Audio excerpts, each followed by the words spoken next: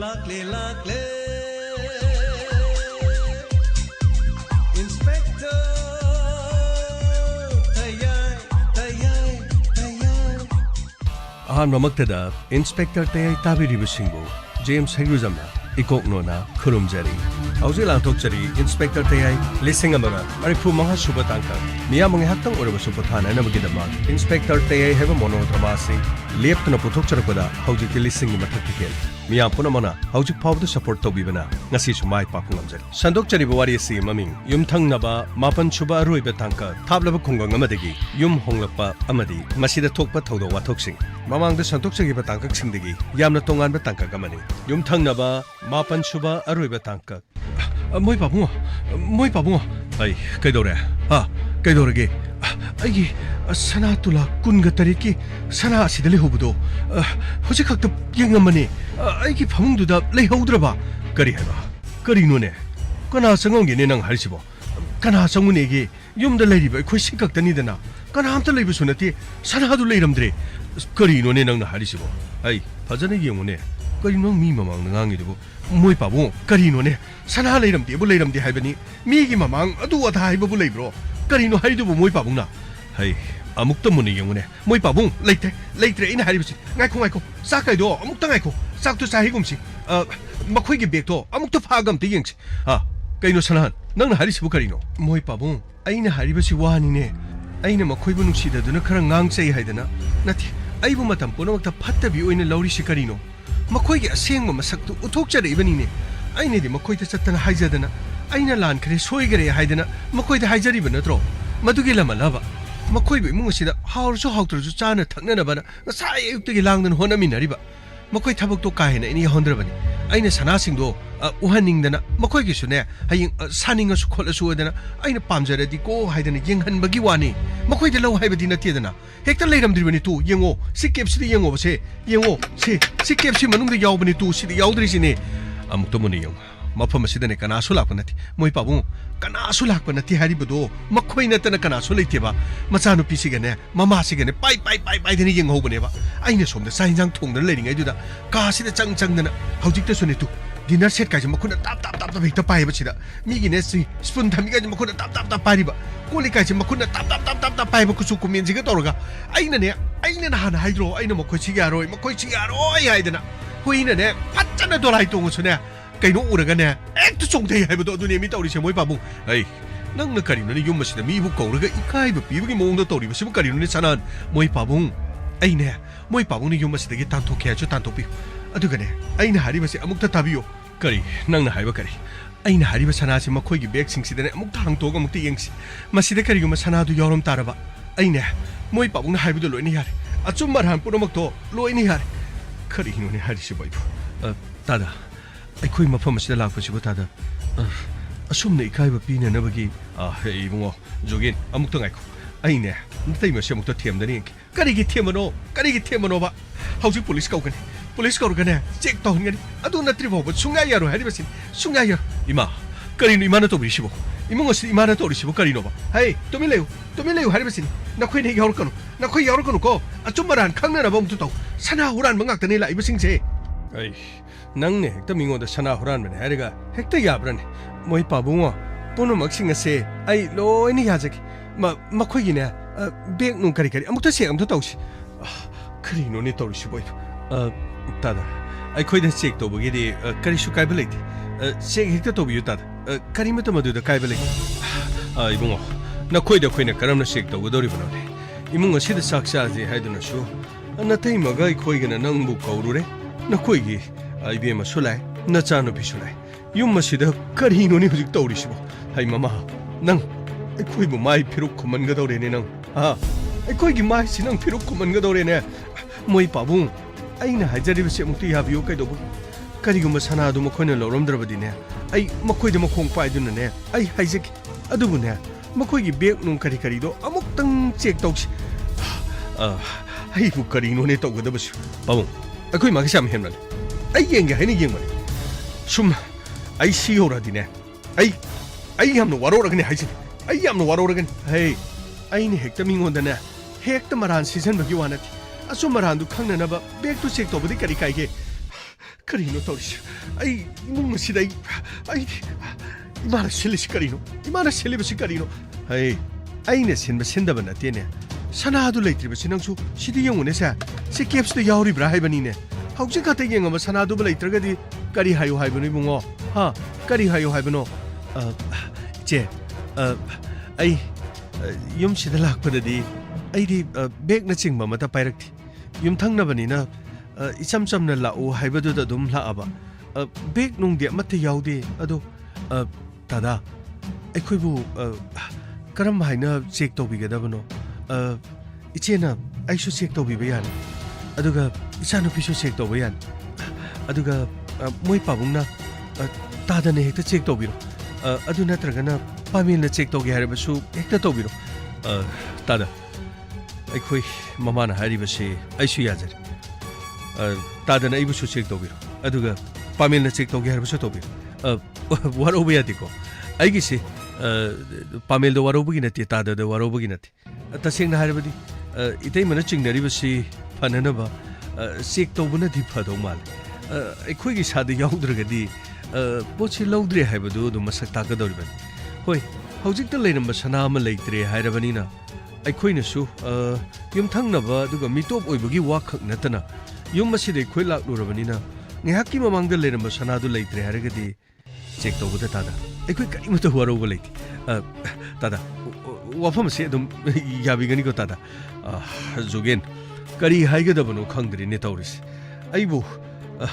ꯅꯈꯣꯏꯒꯤ ꯅꯇꯩꯃꯅ ꯇꯧꯔꯤꯕꯁꯤꯕꯨ ꯋꯥꯁꯦ ꯑꯩ ꯀꯔꯤ ꯍꯥꯏꯒꯗꯕꯅꯣ ꯑꯩ ꯈꯪꯗ꯭ꯔꯦꯅꯦ ꯑꯩ ꯅꯈꯣꯏꯗꯅꯦ ꯑꯩ ꯀꯔꯤꯃꯠꯇ ꯆꯤꯡꯅꯕ ꯂꯩꯇꯦꯀꯣ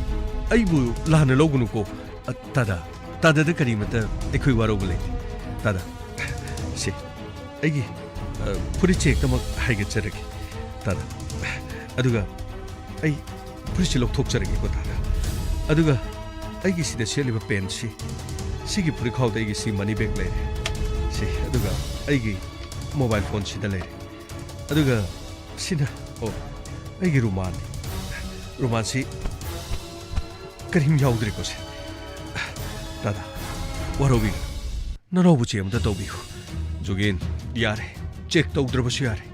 ꯅꯪꯒꯤ ꯅꯊꯃꯣꯏ ꯁꯦꯡꯕꯗꯨꯗꯅꯦ ꯅꯌꯥꯝꯕꯅ ꯍꯦꯟꯅ ꯏꯀꯥꯏꯔꯕꯅꯤꯅꯦ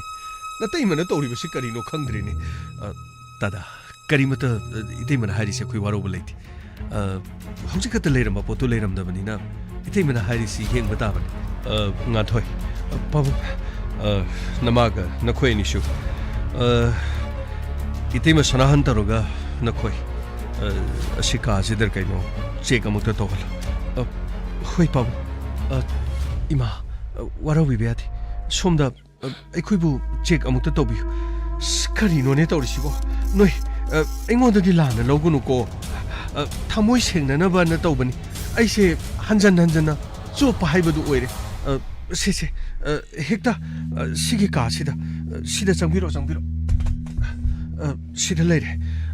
핵다 피시하면 또 간다비로시 와라오브야 디고 이베마기다 제 까리마도 와라오블레티 사나동 핵기 마망디 제나 부토로게 코딩한 기분 에코슈 사나도 얌나 짜오이 야나 파제이 하이데나 코슈 하이나라만 어두부 제 사쿰다 숭학 타복 야오로레 어두가 콜릭 잠툭바 어두가 아이가 ngathoigana quote anaba mana masing sigi hangam lectus aduga sidagi tilok chanamsi soidana ngahak sem sadana dileru aduga ichene khoi yauranu ka sida ngaktang phamu haiduna ngaktang su phamure iche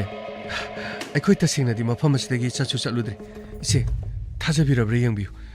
na sadadi amati yaudrene na khoi bag purakte haiba ꯑꯩꯈꯣꯏ bag ꯀꯔꯤ money bag ꯀꯔꯤꯝꯇ ꯌꯥꯎꯔꯛꯇꯦ ꯐꯣꯟꯁꯤꯗ ꯂꯩꯔꯦ ꯑꯗꯨꯒ ꯉꯥꯟꯊꯣꯏꯒꯤꯁꯨ ꯐꯣꯟꯁꯤꯗ ꯂꯩꯔꯦ ꯀꯔꯤꯅꯣꯅꯦ ꯀꯗꯥꯏꯗ ꯂꯩꯔꯤꯖꯥꯠꯅꯣꯅꯦ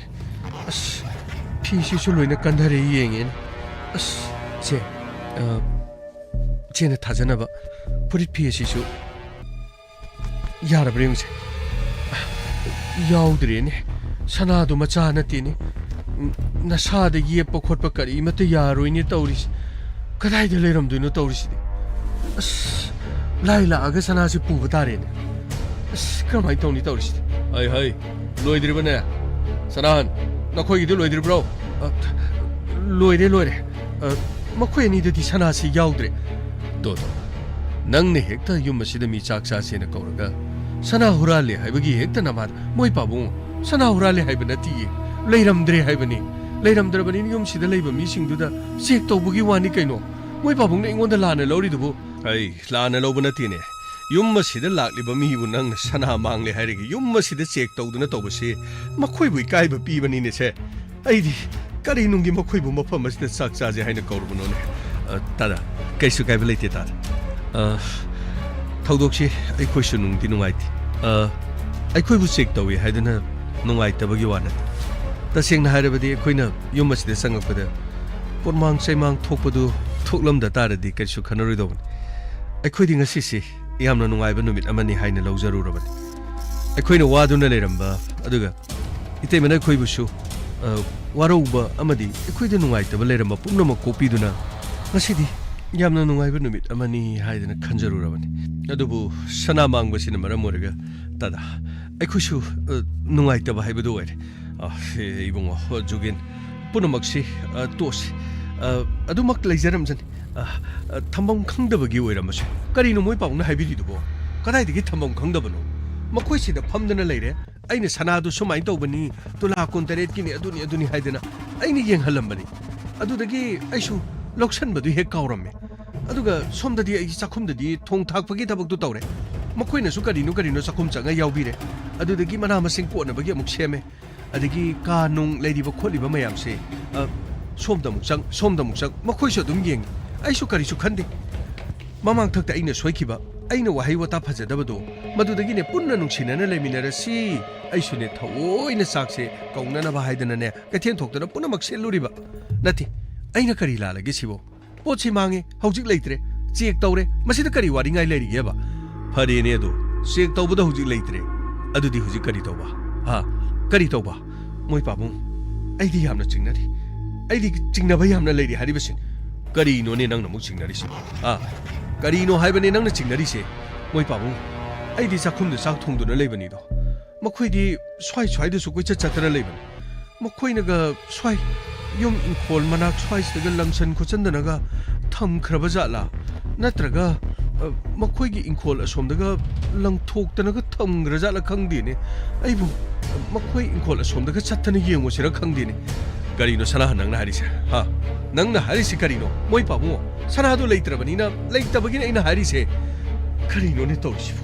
ꯑꯩꯕꯨ ꯀꯔꯤꯅꯣꯅꯦ ꯑꯩꯅ ꯇꯧꯒꯗꯧꯔꯤꯕꯁꯤꯕꯨ ꯄꯥꯕꯨꯡ ꯑꯩꯈꯣꯏ ꯃꯥꯒꯤ ꯃꯑꯣꯡ ꯃꯇꯧꯁꯦ ꯌꯥꯝ ꯍꯦꯟꯖꯜꯂꯦ ꯄꯥꯕꯨꯡ ꯑꯩ ꯌꯨꯝ ꯑꯁꯤꯗ ꯂꯩꯒꯗꯕ ꯑꯩ ꯇꯟꯁꯤꯜꯂꯦ ꯄꯥꯕꯨꯡ ꯑꯩ ꯌꯨꯝ ꯑꯁꯤ ꯊꯥꯗꯣꯛꯇꯨꯅ ꯑꯩ ꯀꯗꯥꯏꯗꯅꯣ ꯆꯠꯈ꯭ꯔꯒꯦ ꯄꯥꯕꯨꯡ ꯑꯗꯨ ꯍꯥꯏꯒꯗꯕ ꯅꯠꯇꯦꯅꯦ ꯅꯃꯥꯅ ꯁꯣꯏꯔꯤꯕꯁꯦ ꯀꯔꯤꯅꯣ ꯍꯥꯏꯕꯗꯣ ꯑꯩꯈꯣꯏ ꯈꯪꯃꯤꯟꯅꯈꯤꯁꯤ ꯉꯥꯏꯍꯥꯛꯇ ꯐꯥꯊꯀꯣ ꯒꯤꯇꯥ ꯖꯨꯒꯤꯟ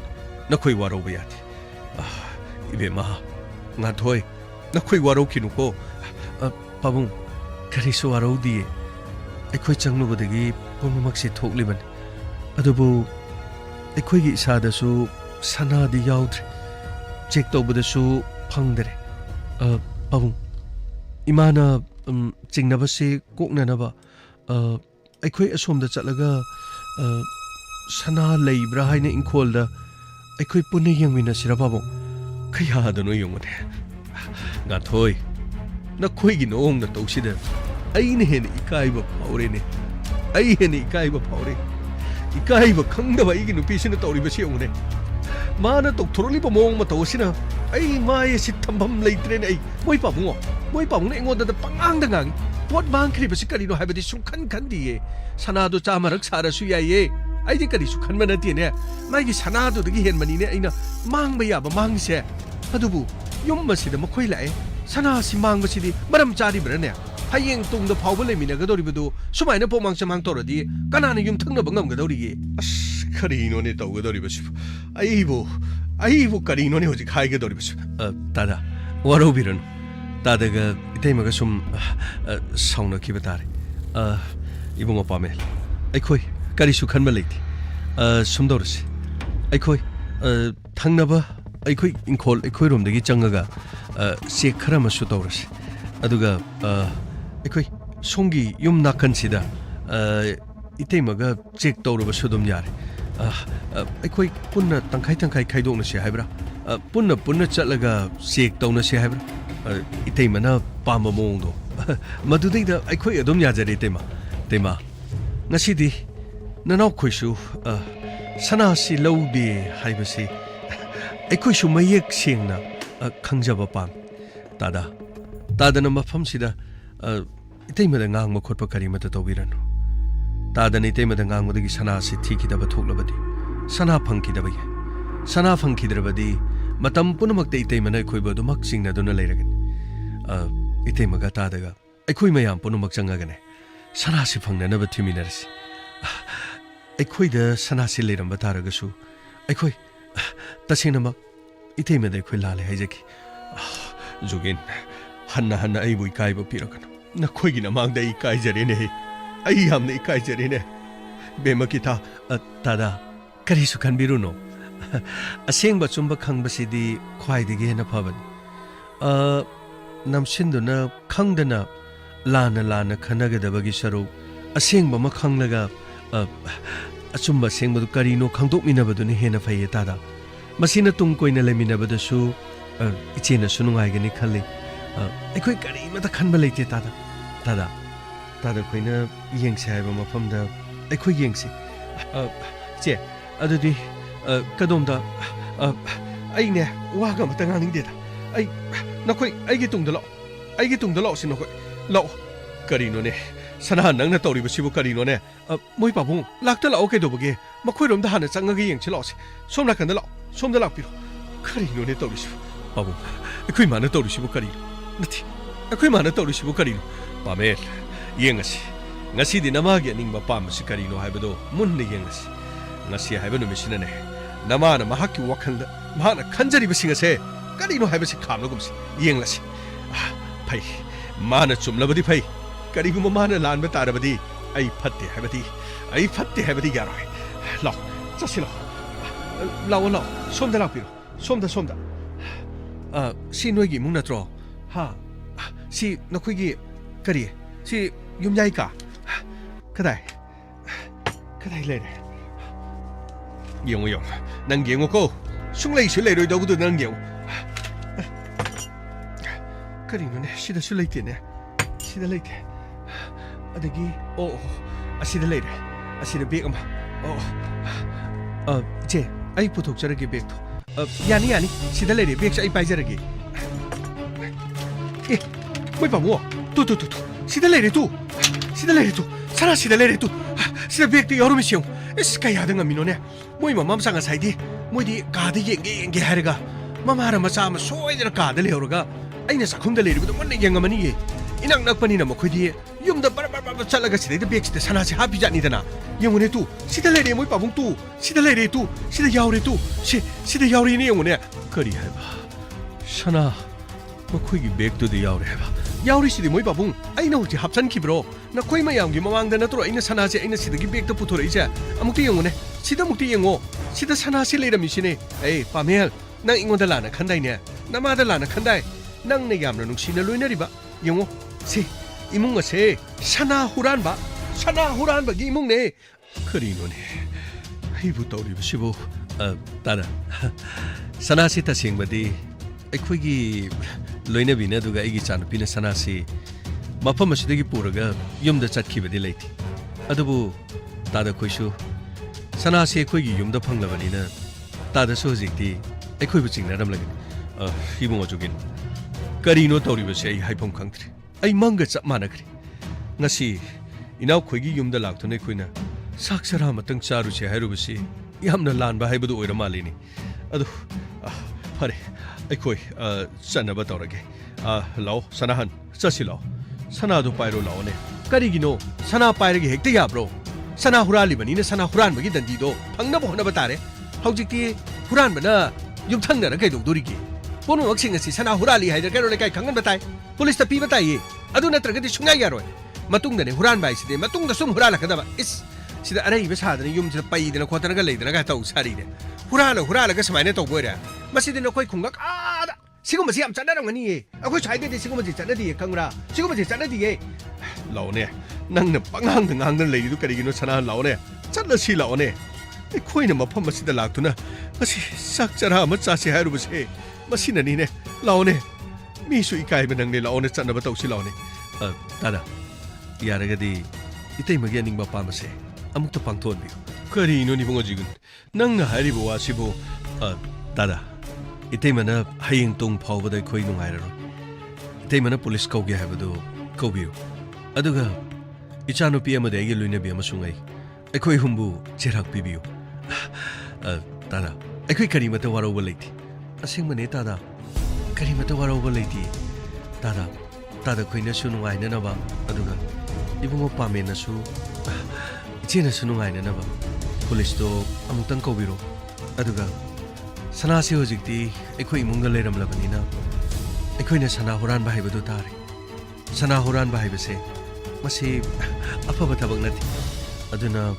ꯑꯩꯈꯣꯏꯕꯨ ꯆꯩꯔꯥꯛ ꯄꯤꯅꯅꯕ ꯄꯨꯂꯤꯁ ꯀꯧꯕꯤꯌꯨ ꯅꯠꯇꯦ ꯌꯥꯔꯦ ꯑꯉꯥꯡꯁꯥ ꯋꯥꯐꯝ ꯑꯁꯤ ꯁ꯭ꯋꯥꯏꯗ ꯂꯣꯏꯁꯤꯟꯅꯔꯁꯤ ꯑꯩꯈꯣꯏꯅꯦ ꯁꯣꯏꯈ꯭ꯔꯦ ꯂꯥꯛꯑꯣ ꯁꯅꯥꯍꯟ ꯂꯥꯛꯑꯣꯅꯦ ꯆꯠꯁꯤ ꯀꯔꯤꯒꯤꯅꯣ ꯃꯣꯏ ꯄꯥꯕꯨꯡꯅ ꯍꯥꯏꯔꯤꯁꯤꯕꯣ ꯃꯤꯅ ꯍꯥꯏꯔꯤꯁꯤ ꯎꯗ꯭ꯔꯣ ꯃꯁꯥꯅ ꯃꯔꯥꯟ ꯌꯥꯖꯔꯕꯅꯤ ꯁꯤꯗꯒꯤ ꯍꯦꯟꯕ ꯀꯔꯤ ꯂꯩꯒꯦ ꯑꯩ ꯀꯣꯜ ꯇꯧꯒꯦ ꯍꯥꯏꯔꯤꯕꯁꯤꯅꯤ ꯁꯅꯥꯍꯟ ꯑꯩꯅ ꯍꯥꯏꯔꯤꯕꯁꯤ ꯅꯪ ꯇꯥꯗ꯭ꯔꯦ ꯃꯣꯏ ꯄꯥꯕꯨꯡ ꯑꯃꯨꯛꯇ ꯉꯥꯏꯈꯣ ꯍꯥꯏꯔꯤꯁꯤꯅꯤ ꯃꯁꯤꯒꯤ ꯑꯉꯥꯡꯁꯤ ꯀꯣꯛ ꯄꯥꯏꯔꯛꯑꯗꯤ ꯐꯗꯧꯅꯤꯅꯦ ꯍꯜꯂꯣ ꯀꯔꯤꯅꯣ ꯍꯩꯇꯦꯕ ꯀꯔꯤ ꯇꯧꯔꯒꯦ ꯉꯔꯥꯡ ꯅꯍꯥꯟꯒꯤ ꯄꯤꯔꯛꯄ ꯄꯩꯁꯥꯗꯨ ꯀꯔꯤꯅꯣ ꯃꯊꯛꯇ ꯈꯔ ꯍꯥꯞꯆꯜꯂꯒꯦ ꯍꯥꯏꯔꯤꯕ꯭ꯔꯣ ꯀꯔꯤꯅꯣ ꯐꯣꯟ ꯇꯧꯔꯤꯁꯤꯕꯨ ꯀꯔꯤ ꯂꯩꯔꯒꯦ ꯍꯩ ꯑꯩꯕꯤꯌꯥ ꯅꯌꯥꯗꯨ ꯈꯤꯒꯠꯇꯅ ꯂꯩꯒꯅꯨ ꯌꯨꯝꯗꯅꯦ ꯌꯥꯝꯅ ꯌꯥꯡꯅ ꯂꯥꯛꯑꯣ ꯁꯅꯥ ꯍꯨꯔꯥꯟꯕ ꯐꯥꯔꯦ ꯁꯅꯥ ꯍꯨꯔꯥꯟꯕ ꯉꯔꯥꯡ ꯅꯍꯥꯟꯁꯨ 이때ꯕ 그러노 ꯅꯆꯥꯅꯨꯄꯥ ꯐꯥꯕꯒꯤ ꯑꯗꯨꯗꯥ ꯇꯧꯗ꯭ꯔꯗꯤ ꯃꯀꯟ ꯃꯔꯤꯅꯣ ꯁꯥꯏꯕ ꯂꯣꯏꯗ ꯉꯥꯏꯔꯤ ꯀꯅꯥ ꯍꯨꯔꯥꯟꯕ ꯐꯥꯔꯒꯦ ꯇꯧꯔꯤꯁꯤꯕꯣ ꯃꯈꯣꯡ ꯃꯔꯤ ꯆꯤꯛꯄꯗ 그러노 ꯍꯟꯗꯛꯇꯤ ꯀꯩꯅꯣ ꯌꯥꯒꯁꯤ ꯂꯟꯗꯅ 그러노 ꯁꯃꯟ ꯈꯥꯗꯧ ꯂꯩꯇꯥꯔꯦꯅ 그러는데마 ꯍꯣꯏ ꯑꯩꯅ ꯍꯥꯏꯔꯤꯕꯁꯤꯅꯤ ꯌꯥꯝꯅ ꯌꯥꯡꯅ ꯃꯐꯝ ꯑꯁꯤꯗ ꯂꯥꯛꯑꯣ ꯅꯍꯥꯟꯒꯤꯅꯦ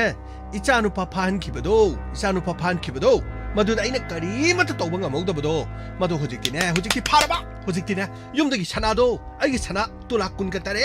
ꯃꯗꯨꯒꯤꯅꯦ ꯁꯅꯥꯗꯨ ꯐꯥꯔꯕ ꯃꯗꯨ ꯍꯨꯔꯥꯟꯕꯗꯨ ꯐꯥꯔꯒꯅꯦ ꯃꯌꯨꯝꯗꯅꯤ ꯂꯩꯔꯤꯕꯁꯤ ꯍꯩ ꯑꯩꯈꯣꯏꯗ ꯆꯪꯉꯛꯀꯅꯨ ꯑꯩꯈꯣꯏꯒ ꯊꯪꯅꯕ ꯃꯈꯥꯔꯣꯝ ꯊꯪꯕ ꯌꯨꯝꯗꯣ ꯑꯗꯨꯗ ꯆꯪꯉꯛꯀꯗꯕ ꯈꯪꯉꯕ꯭ꯔꯥ ꯍꯩ ꯅꯪꯒꯤ ꯋꯥꯠꯇꯅꯕ ꯑꯩꯅ ꯄꯤꯒꯅꯤ ꯈꯔ ꯌꯥꯡꯅ ꯂꯥꯛꯎ 이때ꯕ 그러노래 이제 막간 뭐 그리고 kalezao 용작 싱주 떠르 한가마랑고 와도 꼬뜨르 그러 짜도 아니 때문 그러노 부까지 아스강 톡 들어 빼띠 파이아들 레디데 뭔가 거다 그러 우라무도 그러노 때문에 그러 악동 말이 못다 사는 떠올래 비로 아이 라꾸디 라게 그래도 그러노 때문 프로프로 작살 거는 거 때문에 그러노 뭐젠젠미도 우라면 또 버르디 악당 내는 거 아스카르를 떠오르죠 우레다 그러노 아이 저거 봐라 sak rei kari thong thong tong ji rai itai bro so do ko ri ne kari ro ri sa hai wari sana da lum lai gano sat lao ai na ngai le na bani ko hai yam na lau tas kam do yi hojik ti lan aseng ma sing do loi na khang da ban amat ta chen ba ya ro kari nu ima nang na to ri ba si ba kari hai tumina le yu ne ai na han hai dro nang na ma si dai he adugi sai du na ya ro ye isai hai ba du na ne mi gi thamoi pe thana na ba sak ba ꯅꯪꯒꯤ ꯏꯁꯩꯗꯨꯗ ꯊꯃꯣꯏ ꯄꯦꯠꯊꯗꯅ ꯃꯉꯣꯟꯗ ꯖꯒꯣꯏ ꯁꯥꯕꯩ ꯋꯥꯅꯤ ꯅꯪꯒꯤ ꯏꯁꯩꯗ ꯉꯥꯎꯕ ꯅꯠꯇꯦ ꯅꯪꯒꯤ ꯂꯟꯊꯨꯝ ꯅꯪꯒꯤ ꯂꯩꯔꯤꯕ ꯃꯌꯥꯝ ꯑꯁꯤꯗ ꯉꯥꯎꯕ ꯇꯧꯔꯤꯁꯤ ꯎꯔꯦꯗꯅ ꯃꯃꯥꯅꯤ ꯃꯆꯥꯅꯤ ꯃꯄꯥꯅꯤ ꯄꯨꯜꯂꯞ ꯁꯤꯟꯅꯔꯦ ꯍꯥꯏꯔꯦꯔꯒ ꯃꯤꯒꯤ ꯁꯅꯥꯁꯤ ꯌꯦꯡꯉꯨ ꯁꯅꯥꯗꯨꯒꯤ ꯁꯤꯒꯤ ꯁꯦꯜꯁꯤ ꯁꯤꯗꯤ ꯌꯥꯝꯕ ꯅꯠꯇꯤꯌꯦ ꯁꯤꯗꯤ ꯀꯔꯤꯁꯨ ꯅꯠꯇꯦ ꯄꯨꯝꯅꯃꯛꯁꯤꯡ ꯑꯁꯤ ꯍꯌꯦꯡ ꯃꯠꯇꯅ ꯂꯣꯏꯒꯗꯧꯔꯤꯕ ꯅꯄꯨꯟꯁꯤꯗꯨꯁꯨꯅꯦ ꯀꯔꯤꯝꯇ ꯂꯦꯡꯕ ꯉꯝꯃꯔꯣꯏꯗꯧꯔꯤꯕ ꯎꯔꯦꯗꯅ ꯃꯃꯥꯋꯣ ꯃꯄꯥꯋꯣ ꯇꯧꯔꯤꯁꯤ ꯎꯔꯦꯗꯅ ꯑꯩꯅ ꯅꯍꯥꯟ ꯍꯥꯏꯗ꯭ꯔꯣ ꯃꯆꯥꯅꯨꯄꯤꯁꯤꯒꯤ ꯁꯛꯇꯤ ꯌꯦꯡꯉꯨꯅꯣꯅ ꯁꯛ ꯐꯖꯔꯒ ꯀꯩꯗꯧꯔꯒꯦ ꯃꯃꯥꯒ ꯃꯄꯥꯒ ꯂꯩꯔꯤꯕꯁꯤꯒꯤ ꯁꯛ ꯀꯨꯆꯨꯁꯤ ꯌꯦꯡꯉꯨꯗꯅ ꯀꯩ ꯊꯥꯡꯉꯗ ꯇꯧꯔꯤꯁꯤ ꯎꯗ꯭ꯔꯣ ꯀꯨꯆꯨꯁꯤ ꯃꯝꯃꯗꯅ ꯇꯧꯔꯤꯁꯦ ꯑꯩꯅ ꯍꯥꯏꯗ꯭ꯔꯣ ꯅꯉꯣꯟꯗ 이마 미기 구주디 ꯌꯦꯡꯉꯒ 미기 삭디 ꯌꯦꯡꯒ 이마는 ꯀꯔꯤꯒꯤ ꯋꯥꯉꯥꯡꯉꯤꯅꯣ ꯃꯗꯣ 이마ꯒꯤ ꯃꯊꯧ ꯅꯠꯇꯦ ꯑꯩꯉꯣꯟꯗ ꯑꯣꯟꯁꯤꯜꯂꯒ ꯇꯥꯜꯂꯛꯀꯅꯨ ꯅꯪ ꯑꯩꯒꯤ 이차 ꯑꯩꯅꯅꯦ ꯊꯧꯕꯨꯝ 19 ꯄꯨꯔꯒ ꯄꯣꯛꯂꯤꯕꯅꯦ ꯅꯃꯥ ꯑꯩꯒꯤ ꯆꯤꯟꯊꯛꯇ ꯀꯔꯤꯒꯤꯅ ꯈꯨꯃꯤ ꯀꯔꯤꯒꯤ ꯈꯨꯃꯤ 이마ꯅ ꯊꯣꯛꯄ ꯑꯃ ꯇꯧꯕꯤꯔꯣ ꯑꯩ ꯌꯨꯝ ꯑꯁꯤꯗ ꯑꯩ ꯑꯃꯨꯛ ꯍꯟꯅ ꯍꯟꯖꯤꯜꯂꯔꯣꯏ ꯏꯁ 후란በ기 미짱로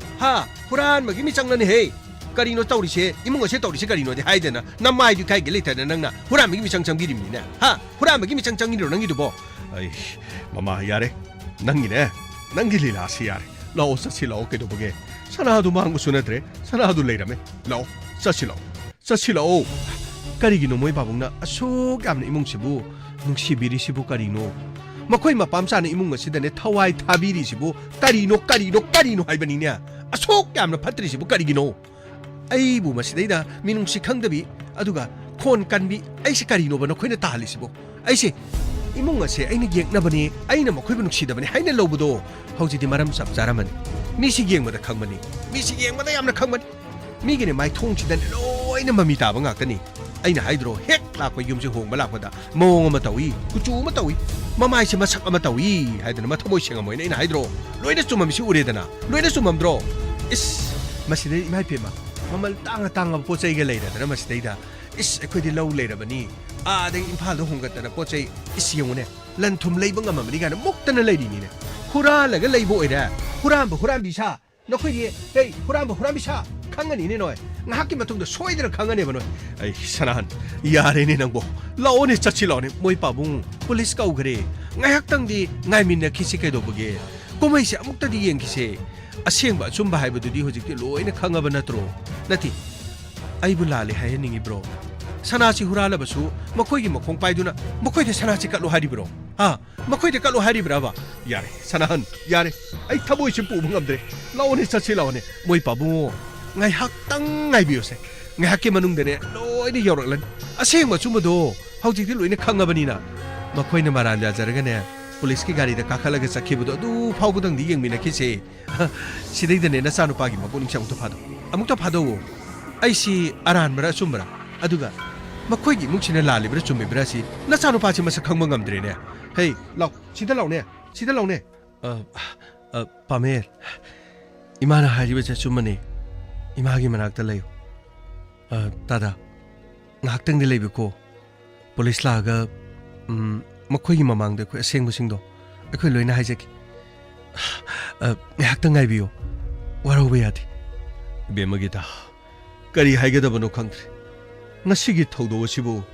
haibu mangla taibangla ai haifam ama khangdreni ibungo jugin tada kari mata wabigano ngakhtangdi lemina kisi warobi beati tada karigino ni nakhoina aikhoina maral siraba phawbudo nokphet tawduna nakhoina leribasibu nati karino ne tada tasengmani aikhoi huran ba haibudo hojikti oiraga aikhoigi yumda sana leiramlaba kananabu yagani yumdagi mangkiba sana adu yumthangnabagi yumda leiramlabadi imungodo huran ba haibasi masana tabani tada ngakhtang dingai biyo mikup amatang dingai mina kisige dobagi tada ibungo jugen hai joy ko mara karro hey chalo har karro rong toru do sir lojari sir pukai ne sar ro sir hoji fu ke samuk sak do ribu sir ai karro hey hoji chari jis dagi kanga ho bu kariro mathang marin mokhong mataw matum ga du karro du gi pirak do ri nei karro machanu pa phangbu du pirai du lising kunna tor nei ai yung sanawram du pare hebr karro adu phabe yung pirak tor ri laune nangbo karro mi ga di tabi apon din hai ji police du karro sien chai gan hai gini ko sir hojik sibu ai karro hai adu item sana hanu de chatur bunahan machanu pa sinan ro pham chatur mi karro hai karino du sir mogi yum thang na bhai sibu karno yum thang na bdal lai ru do karro sanawra lebr karro hari nai pula phar wale ni mung manung do karno du moi lokol law nai dana hai live ni karno nei se case adu da toba re masi investigation tawdra phone gi karro location ga di yengdro karro tawdo na tr nai ek chatpa ka karro tap phar kar pur la do ni ne sir ekhoi di sir nupi police leiti oi karro nupi police le ju leitor mung manung karro pula phar ro khor da sai di karro kar wire ju khor ju tor headquarter de karro phone tor kor si ai law ne karno mi no pai dring de ke jo khoi no pai hong no to si law ne maha papi maha chanda law ne sir gari thok sir sir ai karro thuro ra hai nang bo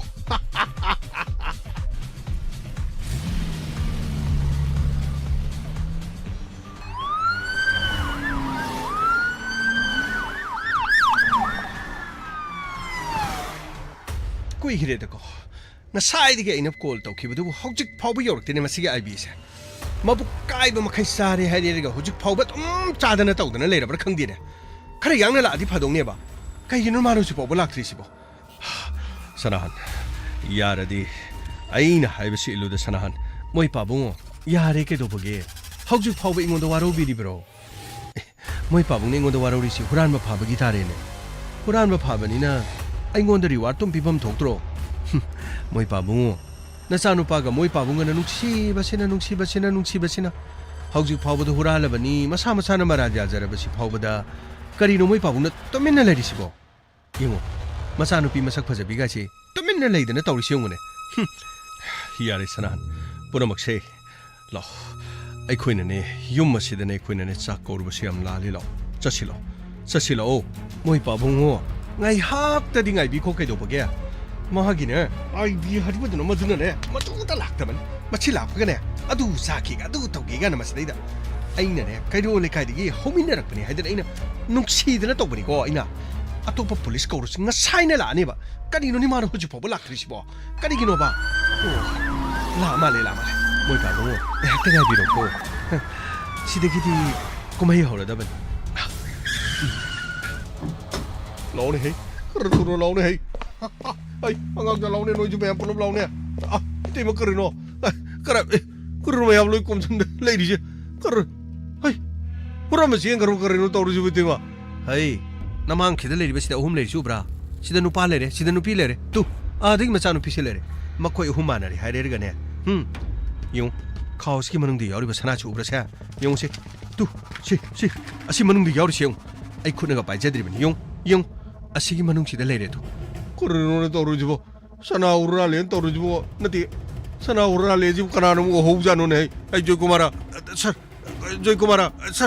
karno sana ji karo khau si yawre ji urale hai ji ki karno sakhim jangdar ne amu karno pharu rag mu ukil na karno IPC ki section kaya do palu yadar karno ne sir urale hai da masana maran ya jara di sir adum lori de sir karno sana ura mi ke ji karno ai di kai he no paije lag jadri ne koi ne pai di karno san huran gumba kar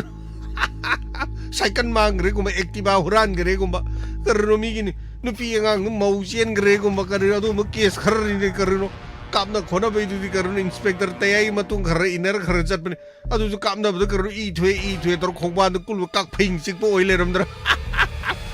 karno ai di sik mo case karno ai joy kumara sir karno jibo IPC kari kauri dei sir IPC hai sir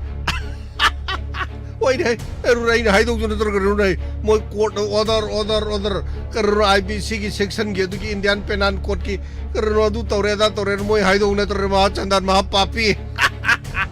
hey adum chabing ngang dan leran mara le mi sing cham da phajal gari dhapchal aduga ne sana huran magi maranda phare haidana खबर the मथंग ने आइना मुक सिदैदा press में तौगदोरिबन अदुगने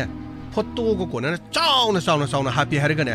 अमुक खना इंखोन सिदा लागतना होनागदब चल पुरो गाड़ी द पुरो अमुक तो गाइबिको इचे सनासी आइना हुराले हाइबगी इचे मदुगी खुदम सांगदम हाइमा कोरिनोनी खुदम सांगदम अबो नंगी युमदा सना लेरमसिदी इचे हौजिति पुलिस लेरेको सर मुना ताबिको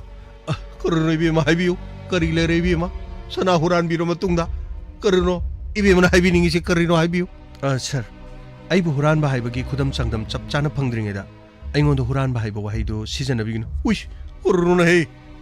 karlo tambi bro karino advocate oi bibro karino songi se sir waro bibi ati ai karino haiba dudi ai sana taksar aduga tada su waro bibi ati ko sana se koi nu hurali haibasi ekoi gi yumda sana du leramaga sana hurali haibagi proof se masi khangni yati masi tongan ba hojikti ekoi gi mafam sida so dum chanari aduna sana se ainu hurali haiba taragadi aina pai ba haiba machangan sana sida ainu huralu pataragadi aina pairagadi sana sida ai fingerprint haiba male miyoi bagi khucha sida yori ba fingerprint se ekoi miyoi ba amaga amatta manati phaibok haibasi masak chap manarabasu मखोई मसागी DNA अदुगा मसागी सिदे लेरिबा खुद मरम fingerprint से अमत्त मानथि मसिदे आइना हाइबा नथि मसिदि medical science न सो दुम हाइरबा वान वाफम असि असेंगबा proof पुथोकननबगिदमा अखोई तंगाई Fadna forensic science की department कौरकांदा lab ता थारगा 하이리브 사나시다 아이기 핑거프린트 따브라 하이브도 예ꯡ버기 마thau tai 오 이비마 나테 나하키네 아데이테 예ꯡ버다네 나하키 핑거프린트 따람다버수 야이니 비마 따바디 낭이나 포로이버기 따람바 야이 아두가네 나사누피기 따람바수 야이 나 코이 후마나라가 떠리바니나 제 karimata kaiti aigisu test tawgadabani isasigisu ipuruibagisu tawgadabani imung asida leriba koi hungi fingerprint taramdragadi oibema ekhoisu loine khange hojikpu nayumda sana leiraba adu nakhoini yum asida thaidena thambasibu aigi puruiba isanupa uraba nasanupi pomnama ekhoi loine urabasibu hausi kakta police laaga mu achumba sabiriro ai abia pokra chalo karino hai wari si tabda karino आइन जो करो याम भजना खंगना पर करो तो ही नहीं करो जो कुमार करो कम दो दूर तो रुचि बो सर हुरा ले हरम नी ना फाब तारी सर करो बेमा करो सना जो नहीं हुरा ले हरम करो गाड़ी दंगा कानम तोक्सी करो इबुंग अनोय करो बेमा कोई करिनो तो करिनो नुपी पुलिस का याव दिया ना का यार तो दूर ब्रा अदु तो दूर ना करो आई एसपी दे फोन तो करो नुपी पुलिस टीम हम थारो आइदना करो गाड़ी दा इरियम लेमने चच्छे पर करवाई तो जाए ना sir karimata kaidi nupi police ti namdana dum kaubi aduga aikhoi di gari da tong karino harisibo nakoi no hura laga nakoi gari tong hisi karino ne he ha karino ni hura bisa karino nakoi ne hariba sibo ha mukta ngai khone sana karino nga si tawri beli la sibo ibi mo khoi no mo nupi police ti kaubi mo khoi di ka bo mo yamuk so hai aduga karino tawri khangdre da karino ngasi gi kumai yam ni ko ibara popdi thengna dre tawri crore पजना नुपी police को भी कोई car रोई जो है करिनो तौरी जो नते फारू पुलोरो से इलोला लोरो करिनो से मसाने यादव नुपी तदु नुपा करोड़ गाड़ी नम न हाकत खिगा ओन खल ले करिनो मो आइबो इसा जे करिनो थबक मुक थदत पी दूर जाल तौरी जो करोड़ खांग दिरे नहीं जय कुमारा सर करोड़ तो दूर जो सर करिनो अतो पुलिस लाको माली सर करोड़ है पुलिस करिनो फाइबोक चला पर कर रहा है सर असिदी सरते हुई करिनो ना रिजबो सरते हुई सीधा मुलाक स्लेजर करवाई तो रुजारो ने करम्बा करो सर करो सीधा लाफिरी सिबो सर ओ सर अभी लेबिरम करिनो सर सुमांग लीला से लेबिरमी करिनो मयाम पुनो मक्से लोइने लेबिरमी खंगदे दा करो खंगमै हदक की केस करो नुपी थानाजु पोरो दु बोई चटप ngमोय हारि बोई मुग सनाजु हुरार भी सनाजु पलब लेरमी करो करमनो फाबम खंगुं दर लेरमी करो ओइ सार खोय करो लाफजु थौ नुगाय जक्रे मैडम ओ ते याम नुगाय आइगी मेसेज फंगबदगी मतम चाने लापिबगिदम मैडम करो मैडम जी करो मैडम गा हर करो सलाम को करो जय कुमार करो तो रुजिबो करिनो अखोय सर देना मैडम हरगा करिनो सर सलाम को किबोनी वराव बिबियाति तादा आई इसानी साबु मसक ताक्तोपसु आई का हेना पामजदबन चुमी मीगी थबक मीगी माइथों मीने तोक्थोरकपा मीगी मफम मीगी लेफम मसी पुनमक्सी नोंगमा तादना मफम असदि इचेना साउदुना नोंगमा करी करीनो वाही खरा हाइरम मतमदा तादना फजा फजाबो वाही खरा हाइरम तादा नुमिन अदुदा तादगी पुक्सेल अखोइना मयेक सेना खंगी तादा अदुगा इसेसु अखोइना दुम खंगजे इचे यामना फत्तबा अदुगा मिनुंगसि खंगदबा नुपि अमदि नथि अदुबु इचेसि असाउरम खजिक्तंगदि काबा अदुगा मीबु खजिक्तंगदि हंथना खनबा अमखक्ति इचेदा यावरि मोइ पाबु करिनो तोइसिबो नथि कथाइदगी पुलिसना सिना तोरिसिबो अमुक्ता गाइखो सनाहन अमुक्ता गाइखो वरो बिबेयादि मफम असिदा लेबिरिबा मयाम पमनमा आई इंस्पेक्टर तैयाई करिनो सर अखोइना मुन्ना खंगजै सरबु करिनो सर अखोइ इमांगद सरबु तांथु पिरिसि मरमजे सराबी नैबु मुन्ना खंगबसु मफम असिदा लेरिबा इतै मामदि तादा अदुगा इनाव मसु लेरि मखोइना इबु खंगदबि याय अदुगा इमुंग सिगी मिनसु मरोइना सिदेदा चनुपि म लेरिसिनसु मानसु इबु खंग अदुबु मफम असिदा लेबिरिबा इगी मांगद लेबबा मैडम गीता महाकथै कनासु नथि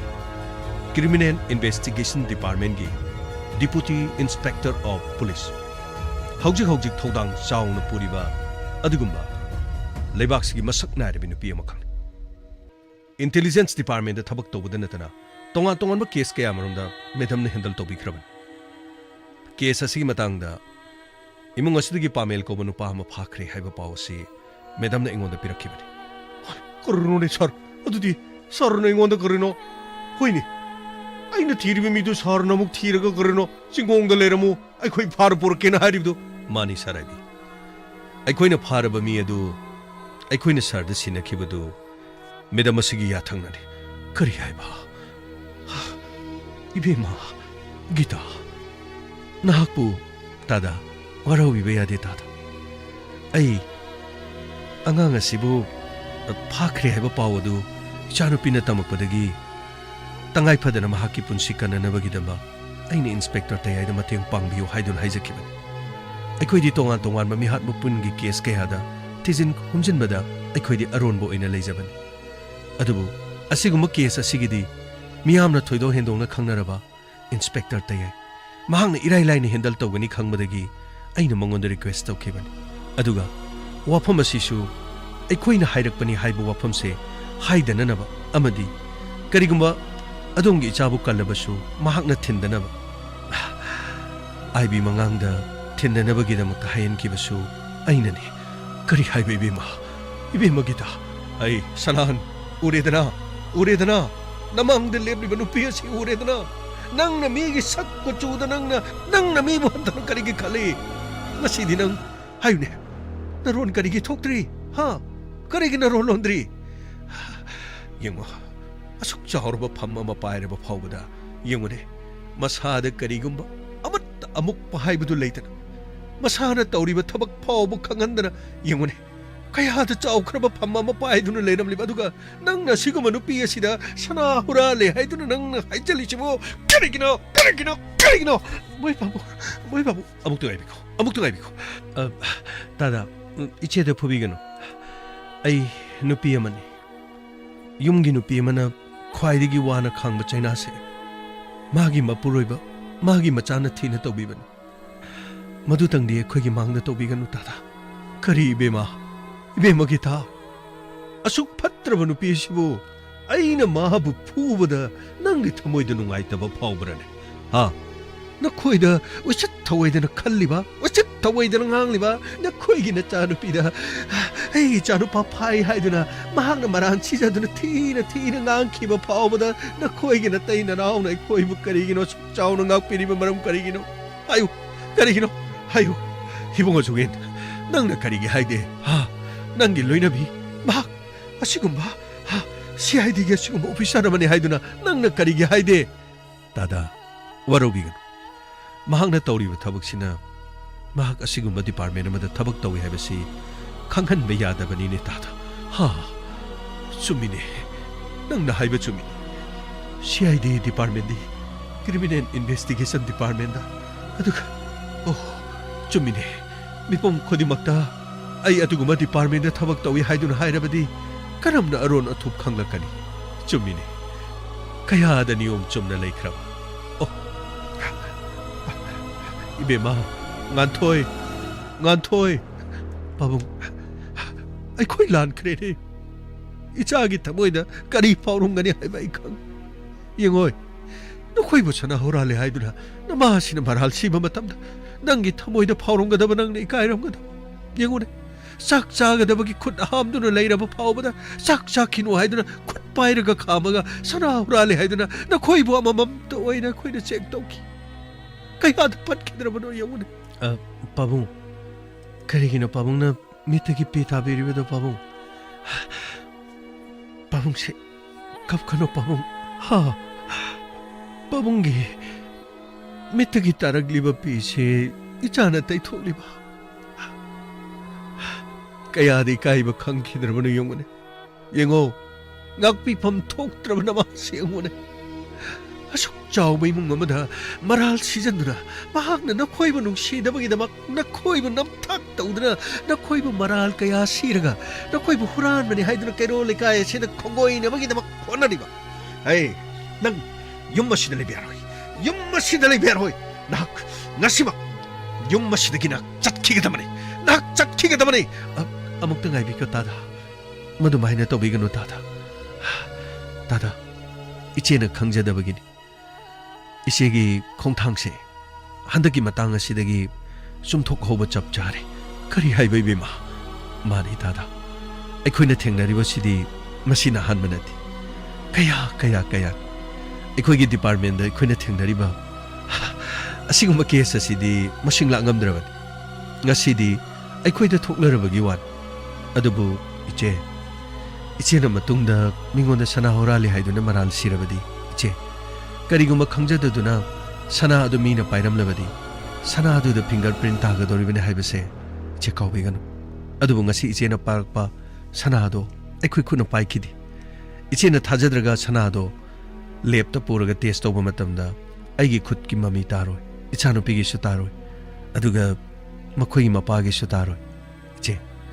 ꯍꯨꯒꯦ ꯌꯥꯎꯅ ꯍꯨꯔꯕꯕꯨꯗꯤ ꯍꯨꯔꯤꯕ ꯃꯤꯗꯨꯅ ꯃꯈꯨꯠꯇ ꯒ꯭ꯂꯣꯕ ꯑꯃ ꯎꯞꯄꯒ ꯁꯅꯥꯗꯨ ꯄꯥꯏꯔꯒ ꯑꯃꯨꯛ ꯄꯨꯔꯛꯂꯕꯁꯨ ꯃꯗꯣ ꯁꯅꯥꯗꯨꯗ ꯈꯨꯠꯀꯤ ꯃꯔꯝꯕꯨꯗꯤ ꯇꯥꯔꯣꯏ ꯑꯗꯨꯕꯨ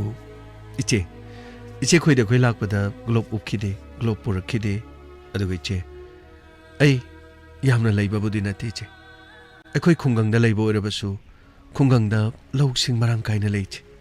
ꯑꯩꯅ ꯇꯧꯖꯔꯤꯕ ꯑꯩꯒꯤ ꯊꯕꯛꯁꯤꯒ ꯑꯩꯅ ꯀꯨꯆꯨ ꯃꯨꯕ ꯑꯩꯅ ꯁꯛ ꯊꯤꯕꯅꯤꯅ ꯁꯅꯥ ꯀꯜꯂꯛꯇꯕꯒꯤ ꯋꯥꯅꯤ ꯏꯆꯦ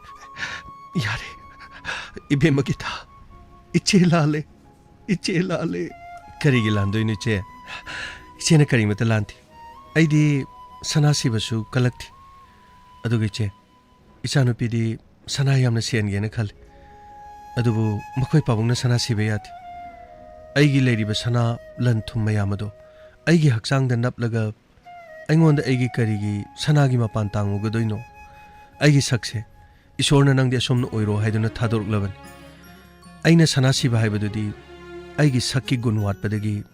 ꯁꯅꯥꯒꯤ ꯐꯖꯕꯗꯨ ꯂꯧꯕꯅꯤ ꯍꯥꯏꯅ ꯃꯈꯣꯏ ꯄꯥꯕꯨꯡꯅ ꯍꯥꯏ ꯃꯁꯛ ꯐꯖꯕꯗꯤ ꯁꯅꯥ ꯁꯤꯕꯒꯤ ꯃꯊꯧ ꯇꯥꯗꯦ ꯂꯟ ꯂꯩꯕꯗꯤ ꯑꯩ ꯂꯟ ꯂꯩ ꯍꯥꯏꯗꯨꯅ ꯇꯥꯛꯄꯒꯤ ꯃꯊꯧ ꯇꯥꯗꯦ ꯑꯗꯨꯅ ꯃꯈꯣꯏ ꯄꯥꯕꯨꯡꯅ ꯑꯩꯈꯣꯏꯅ ꯇꯥꯜꯂꯤꯕ ꯂꯟ ꯊꯨꯝ ꯃꯌꯥꯝ ꯄꯨꯝꯅꯃꯛꯁꯤꯡ ꯑꯁꯦ ꯃꯐꯝ ꯑꯁꯤꯗ ꯃꯅꯥ ꯃꯁꯤꯡ ꯊꯥꯕ ꯏꯪꯈꯣꯜ ꯑꯁꯤꯗ ꯂꯥꯛꯂꯤꯕ ꯃꯤꯁꯤꯡꯗꯣ ꯑꯩꯈꯣꯏꯒꯤ ꯈꯨꯡꯒꯪꯗ ꯌꯥꯝꯅ ꯂꯥꯏꯔꯕ ꯅꯥꯇꯩ ꯆꯥꯗꯕ ꯉꯥꯛꯇꯅꯤ ꯃꯗꯨ ꯈꯛꯇ ꯅꯠꯇꯦ ꯊꯥ ꯈꯨꯗꯤꯡꯒꯤ ꯃꯈꯣꯏ ꯄꯥꯕꯨꯡꯅ ꯑꯩꯈꯣꯏ ꯈꯨꯡꯒꯪꯗꯨꯗ ꯂꯩꯔꯤꯕ ꯆꯥꯕ ꯊꯛꯄ ꯅꯤꯡꯊꯤ ꯅꯨꯡꯉꯥꯏꯅ ꯐꯪꯗ꯭ꯔꯕ ꯃꯆꯥ ꯃꯁꯨ ꯂꯥꯏꯔꯤꯛ ꯅꯤꯡꯊꯤ ꯅꯨꯡꯉꯥꯏꯅ ꯇꯝꯕ ꯐꯪꯗ꯭ꯔꯕꯁꯤꯡ ꯑꯗꯣ ꯃꯗꯨꯗ ꯃꯥꯅ ꯂꯣꯏꯅ ꯀꯠꯊꯣꯛꯂꯤꯕꯅꯤ ꯃꯆꯥꯅꯨꯄꯤꯒꯤ ꯃꯃꯤꯡꯗ ꯃꯍꯥꯛꯅ ꯃꯐꯝ ꯑꯗꯨꯗ ꯀꯠꯂꯤ ꯂꯩꯈꯤꯗ꯭ꯔꯕ ꯏꯅꯦꯝ ꯏꯀꯨꯒꯤ ꯃꯤꯡꯗ ꯑꯩꯈꯣꯏꯒꯤ ꯄꯨꯔꯣꯏꯕꯅ ꯂꯩꯇ ꯂꯥꯏꯔ ꯀꯌꯥꯗ ꯀꯠꯊꯣꯛꯏ ꯃꯁꯤꯗꯒꯤ ꯍꯦꯟꯕ ꯏꯆꯦ ꯑꯩꯈꯣꯏꯒꯤꯗꯤ ꯀꯔꯤꯒꯨꯝꯕ ꯂꯟ ꯑꯃꯠꯇ ꯂꯩꯇꯦ ꯑꯩꯈꯣꯏꯒꯤ ꯍꯥꯏꯕꯕꯨ ꯉꯥꯒꯤ ꯐꯥꯝ ꯑꯗꯨꯒ ꯂꯧ ꯈꯔ ꯂꯩꯖꯩ ꯂꯧ ꯑꯗꯨꯁꯨ ꯃꯗꯨꯗ ꯂꯣꯛꯂꯤꯕ ꯐꯧꯁꯤꯡ ꯑꯗꯣ ꯑꯩꯈꯣꯏꯅ ꯆꯥꯅꯕ ꯈꯔ ꯈꯛꯇꯪ ꯆꯍꯤ ꯑꯃꯒꯤ ꯂꯧꯔꯒ ꯑꯔꯦꯝꯕꯁꯤꯡ ꯑꯗꯨꯗꯤ ꯂꯩꯇ ꯂꯥꯏꯔ ꯃꯌꯥꯝꯗ ꯂꯣꯏꯅ ꯌꯦꯟꯊꯣꯛꯏ ꯏꯆꯦ ꯑꯩꯈꯣꯏ ꯀꯔꯤꯒꯨꯝꯕ ꯑꯃꯠꯇ ꯀꯜꯂꯛꯄ ꯂꯩꯇꯦ ꯏꯆꯦ ꯑꯩꯈꯣꯏꯕꯨ ꯂꯥꯟꯅ ꯂꯧꯕꯤꯒꯅꯨ ꯏꯆꯦ ꯈꯣꯏꯅ ꯑꯩꯈꯣꯏꯒ ꯃꯥꯏ ꯑꯣꯟꯁꯤꯟꯅꯅꯤꯡꯗ꯭ꯔꯕꯁꯨ ꯏꯆꯦ ꯆꯦꯛꯄꯜ ꯑꯁꯤ ꯋꯥꯡꯅ ꯈꯥꯔꯕꯁꯨ ꯈꯥꯕꯤꯌꯨ ꯑꯗꯨꯒ ꯏꯆꯦ ꯑꯩꯈꯣꯏꯒꯤ ꯈꯣꯟꯖꯦꯜ ꯇꯥꯗꯅꯕ ꯑꯩꯈꯣꯏꯒꯤ ꯁꯛ ꯎꯗꯅꯕ ꯏꯆꯦꯅ ꯑꯄꯥꯝꯕ ꯇꯧꯕꯤꯌꯨ ꯑꯗꯨꯒ ꯏꯆꯦꯅ ꯑꯁꯨꯛ ꯌꯥꯝꯅ ꯑꯩꯈꯣꯏꯕꯨ ꯍꯩꯅꯔꯣꯏ ꯍꯥꯏꯕ ꯈꯪꯖꯔꯝꯂꯕꯗꯤ ꯑꯩꯈꯣꯏꯁꯨ ꯏꯪꯈꯣꯜ ꯑꯁꯤꯗ ꯂꯥꯛꯏꯔꯝꯗꯕ ꯌꯥꯕꯅꯤ ꯏꯆꯦꯅ ꯅꯨꯡꯉꯥꯏꯇ꯭ꯔꯕꯗꯤ ꯑꯗꯨꯝ ꯍꯥꯏꯕꯤꯌꯨ ꯑꯩꯈꯣꯏ ꯌꯨꯝꯁꯨ ꯌꯥꯝ ꯀꯟꯅ ꯁꯥꯕ ꯅꯠꯇ꯭ꯔꯤ ꯏꯆꯦ ꯑꯩꯈꯣꯏ ꯃꯐꯝ ꯑꯁꯤꯗꯒꯤ ꯍꯣꯡꯗꯣꯛꯈ꯭ꯔꯣ ꯍꯥꯏꯔꯕꯁꯨ ꯏꯆꯦ ꯑꯩꯈꯣꯏ ꯍꯣꯡꯗꯣꯛꯆꯈ꯭ꯔꯒꯦ ꯏꯆꯦ ꯅꯠꯇꯦ ꯑꯩ ꯌꯥꯝꯅ ꯂꯥꯟꯈ꯭ꯔꯦ ꯑꯩ ꯏꯀꯥꯏ ꯈꯪꯗꯕꯤ ꯑꯩꯁꯦ ꯌꯥꯝꯅ ꯏꯀꯥꯏꯔꯦ ꯅꯈꯣꯏꯅ ꯑꯗꯨꯝꯅ ꯍꯥꯏꯒꯅꯨ ꯑꯩ ꯂꯥꯟꯈ꯭ꯔꯦ 이봉호 죽인 이때마 란크레 나티 이때마 아두 더해디 이때마 시 하우거비로 이때마 나티 이때마이나 하이라바디 아이코이 홍독라바서 홍독삭키기 아두가 이자바메네 이사이 삭바다 이자누피는 마닝데 센톡두나 마항나 저거이 사바도 이때마네 얌나 사웨 아이코이 강 앙앙싱디 마코이디 마토모이가 야나두나 마코이디 짬짬나 강나자반 이때마 ꯍꯧꯖꯤꯛꯁꯨ ꯃꯇꯝ ꯂꯩꯔꯤ ꯀꯔꯤꯃꯠꯇ ꯀꯥꯏꯕ ꯂꯩꯇ꯭ꯔꯤ ꯏꯇꯩꯃ ꯑꯩꯈꯣꯏ ꯌꯥꯝꯅ ꯂꯥꯞꯅ ꯃꯐꯝ ꯑꯁꯤꯗꯒꯤ ꯍꯣꯡꯈ꯭ꯔꯣ ꯍꯥꯏꯔꯕꯁꯨ ꯍꯣꯡꯖꯈꯤꯒꯦ ꯅꯠꯇ꯭ꯔꯒ ꯏꯇꯩꯃ ꯑꯩꯈꯣꯏ ꯊꯥꯞꯂꯕ ꯈꯨꯡꯒꯪ ꯑꯗꯨꯗꯅꯦ ꯏꯇꯩꯃ ꯑꯩꯈꯣꯏ ꯀꯩꯔꯣꯜ ꯂꯩꯀꯥꯏ ꯌꯥꯝꯅ ꯅꯨꯡꯁꯤꯅꯩ ꯏꯟꯁꯥꯡ ꯂꯥꯟꯅꯗꯨꯅ ꯑꯩꯈꯣꯏ ꯃꯁꯦꯟ ꯑꯋꯥꯗ ꯄꯥꯍꯪꯅꯗꯨꯅ ꯑꯩꯈꯣꯏ ꯂꯩꯌꯦ ꯏꯇꯩꯃ ꯑꯩꯈꯣꯏ ꯃꯐꯝ ꯑꯗꯨꯗ ꯆꯠꯈ꯭ꯔꯣ ꯍꯥꯏꯔꯕꯁꯨ ꯆꯠꯆꯈ꯭ꯔꯒꯦ ꯃꯐꯝ ꯑꯁꯤꯅ ꯀꯅꯥꯒꯨꯝꯕ ꯂꯩꯇ ꯂꯥꯏꯔꯃꯗ ꯑꯩꯈꯣꯏ ꯀꯠꯊꯣꯛꯑꯁꯨ ꯃꯐꯝ ꯑꯁꯤ ꯀꯠꯊꯣꯛꯆꯔꯝꯃꯒꯦ ꯏꯇꯩꯃ ꯅꯠꯇꯦ ꯖꯨꯒꯤꯟ ꯀꯔꯤꯅꯣ ꯅꯪꯅ ꯍꯥꯏꯔꯤꯕꯗꯨꯕꯣ 이때이만 ꯂꯥꯜꯂꯦ ꯍꯥꯏꯕꯅꯦ 이때이만 ꯂꯥꯜꯂꯦ ꯀꯌꯥꯗ ꯐꯖꯈ꯭ꯔꯕꯅ ꯌꯦꯡꯉꯨꯅꯦ ꯐꯖꯕ ꯍꯥꯏꯕꯁꯤꯗꯤ ꯃꯁꯤꯕꯨ ꯀꯧꯏꯅꯦ ꯇꯔꯨ ꯇꯅꯥꯟꯕꯗꯣ ꯃꯗꯨ ꯐꯖꯕ ꯀꯧꯏ ꯑꯔꯪ ꯑꯔꯥꯛ ꯑꯗꯨꯅ ꯐꯖꯕ ꯉꯥꯛꯇ ꯅꯠꯇꯦꯅꯦ ꯌꯦꯡꯉꯨ 미기ꯊꯃꯣꯏ ꯍꯥꯏꯕꯁꯤ ꯌꯦꯡꯉꯣ ꯅꯪꯅ 미부 한타나 칸바 ಮಖೋಯ್ಬು ಅರಾಪ ಅಥಾಪ ಖುಂಗಂದಗಿ ಲಾಕ್ಪನಿ ಹಾಯ್ದುನ ನಂಗ್ನ ಖನ್ಖಿಬದು ngasiದಿ ನಂಗಿ ನಗುನ್ನ ಮತ್ತನ ಮಚ್ಚಟ್ಟಮ ಫಾವ್ಬೆ ಹೆಂಜಂದನ ಮೀನ ಲೇರಮ್ಲಿಬಸಿ ಉರೇದನ ಐನ ನಂಗೊಂದ ಹಾಯ್ದ್ರೋ ಮೊಯ್ ಪಾಪಂ ಐ ಲಾನ್ಕ್ರೆ ಐಬು ngakಪಿಯೋ ಕೈದೋಬಗೆ ಐ ನಂಗಿ ನಚಟ್ ಅದುದಿನೆ ವಹಿ ಅಮತ್ತದ ನುಂಗ್ಸಿಬ ಸಾವ ವಹಿ ಅಮತ್ತದ ನಂಗ್ 파크라비 세이농부터 숭낭이 하이두나 낭 쇠드는 갈라까니 낭나 떠우리면 낭이 나착 나옹어도 아잉원다 디가로 강라 아잉원다 디가로 하리버시니 빠봉 와로 비비야디 매담 하우직디 케이스시 네 thank you so much 아이나 하이브드 마탐 수망이 라피버기도 뭐 감나 타가자리 매담 마시디 개수나티 어디가 매담네 핵 메시지 타락바가 아예 좀 양나 락자리버시니 그러노네 행어시지보 서르테 아코이는 파게 칼루르시 아코이기 마탁다 레이브 매담 오람 그러노 매담 아이디 강자 락자 오드레 그러노 매담노 사이드 베점 텔라가 그러노 CID기네 두네 하이자보 오르디 마사이나 이주 짱잘라가 아이 사마리 살람 코짜랑오드네 매담 I am very sorry 아이 마똥 마라우디 그러노 매담이 마망도 파고 레뻥엄가다 만드레 그러노 아스 오토니 까이자그레다 그러노 아이비 그리수 칼루누다 아이가 아이비게 탱나드리 아두나니 아스 온토니 까이자그레다 그러노 아스 그러노 사이드 그러노 레까 그러레이브레 용으로 하이조 Kumar 그러노 하이 sir अतैथि लेते सर असिदैदा बोरा सौबो सेगाइबम दिले करुनु पुरोने कुपछलग करुनो तुमिने चेनबर नुम तरुजु लाउने करेनो साराइबी सेन खेला किनुदा साराइबीना ताउबसिना करेनो मथोंग चा चा दबसिना Carreno सोफमदा the लेइब्रा Carreno खांगदे Carreno sir सुमांगलिला करुनो रे खांगमै करुनो अखोदि खर जार खर थापारा खर नोक्सरगा करेनो थाबन नुंबन गादु खर येंजो खोचरगा करो अदम खर लाइक जाबसे तुम पाम जाबनी न है करो सिदैदा करो सना होरान बे केस गासिदि करो कोइदि याम खगजाव लागजाम नति गसाइ नै न हारे करो आईपीसी करि गमि करो सोपो गाजु कोइ हो पोते को सोपो हरदि करो अदो लेकंग द लेबुचो तुम सोप चारि को याम नुगाइजरि मेदाम अदुदि अखोइ मु यौननबा तौजेकि अदुगा पम यारगदि अमुक्ता पुनिंग फाथबिदुना केस असी लोइसनना होनाबिरो मेदामना फागे पुनगे हाइबसु कैसु यादोब लैत्रे अखोइ चचनब तौजरगे सिदगिदि यासनना होनाबना ख्वाइदे हेना फरनिना आइदे सुमना हाइजेगे मानि कररो सिदैदा फादर पुंदर तौरगा कररो इमुंगानी न करिनो हयें फावबो वारो नदना तौदो सरकुदे कररो इतेमगी करनो गानु चाबदु जो हावगरे करनो कोइलर साइब जो तुम हावगरे करनो इतेम सनान करो पाई दाइजन बिदर करो मरा लेतो मीबु फाउन करो नानाव थबक तनब तौबिबदो इतेम करो तौबिरनो इतेमगी करो लोपाली सिंकुंदो नानाव करो आई याम थुना दोक्तरगे करो मतु मराव दिस भाई सेन ग बिसन बिरगा पुलिस फो यामना लान करो सीजन बिरन इबुंगा आइबी नतैमा लान खरे जय कुमारा सर करो नारियम चाबजी करो चौके तौइन है सच्ची लाउने इकाइब्र खागम बिर लाउने करो खामै करो कोइ चलुगे सर कोइ चलु सरते चरुगे ओ तो इकाइ जगर जाइता उस करो न है लाउने जय कुमार लाउने गाडी तम इन्थोरो कर तरो स्टार्ट का तरो लाउने है इकाइ खागम बिर लाउने अया बनिको मसिगी सर सुमांग लीला सिनबा माना तौबा मफमसि करिनो मसि सोफमदा द लैबसि बुकरिनो खांदिन तौबगिदि मिगी पोफमदुननिको फना यामना कन्न होनरसु करिनो मसागी मरासि यावदब मीना तौबदि अदुम मरासि यावदबदुनिने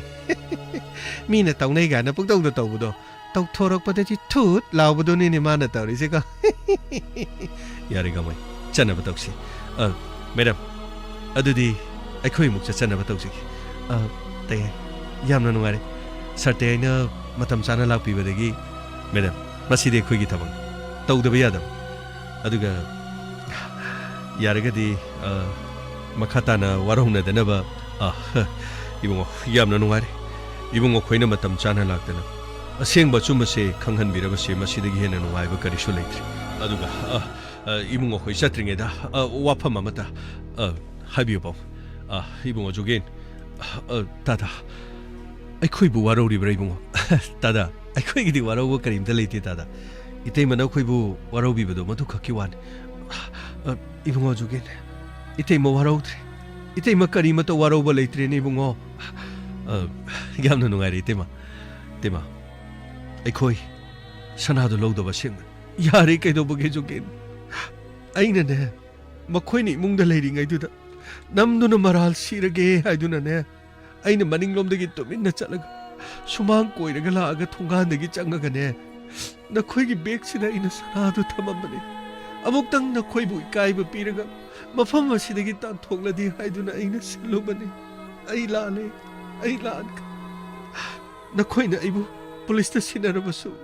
ꯑꯩꯕꯨ ꯁꯤꯟꯅꯕꯤꯔꯣ ꯑꯩ ꯌꯥꯖꯔꯦ ꯑꯩ ꯌꯥꯖꯔꯦ ꯏꯆꯦ ꯀꯔꯤꯒꯤ ꯏꯆꯦꯕꯨ ꯁꯤꯟꯅꯒꯗꯧꯔꯤꯕꯅꯣ ꯂꯩꯃꯤꯟꯅꯔꯕꯗꯤ ꯈꯔ ꯉꯥꯛꯅꯕ ꯇꯥꯕꯅꯤ ꯏꯆꯦ ꯏꯆꯦꯕꯨ ꯑꯩꯈꯣꯏꯅ ꯏꯀꯥꯏꯕ ꯄꯤꯒꯦꯅ ꯀꯔꯤꯃꯇ ꯈꯟꯕ ꯂꯩꯇꯦ ꯏꯆꯦ ꯑꯩꯈꯣꯏꯕꯨ ꯌꯨꯝꯊꯪꯅꯕꯗ ꯃꯇꯤꯛ ꯆꯥꯗꯕ ꯑꯣꯏꯔꯒꯗꯤ ꯑꯩꯅ ꯍꯥꯏꯖꯔꯤꯕꯗꯨꯅꯤ ꯅꯠꯇꯦ ꯅꯠꯇꯦ ꯀꯔꯤꯒꯤ ꯃꯇꯤꯛ ꯆꯥꯗꯕꯅꯣ ꯂꯥꯛꯑꯣ ꯆꯠꯁꯤꯜꯂꯛꯑꯣ ꯑꯩꯅꯦ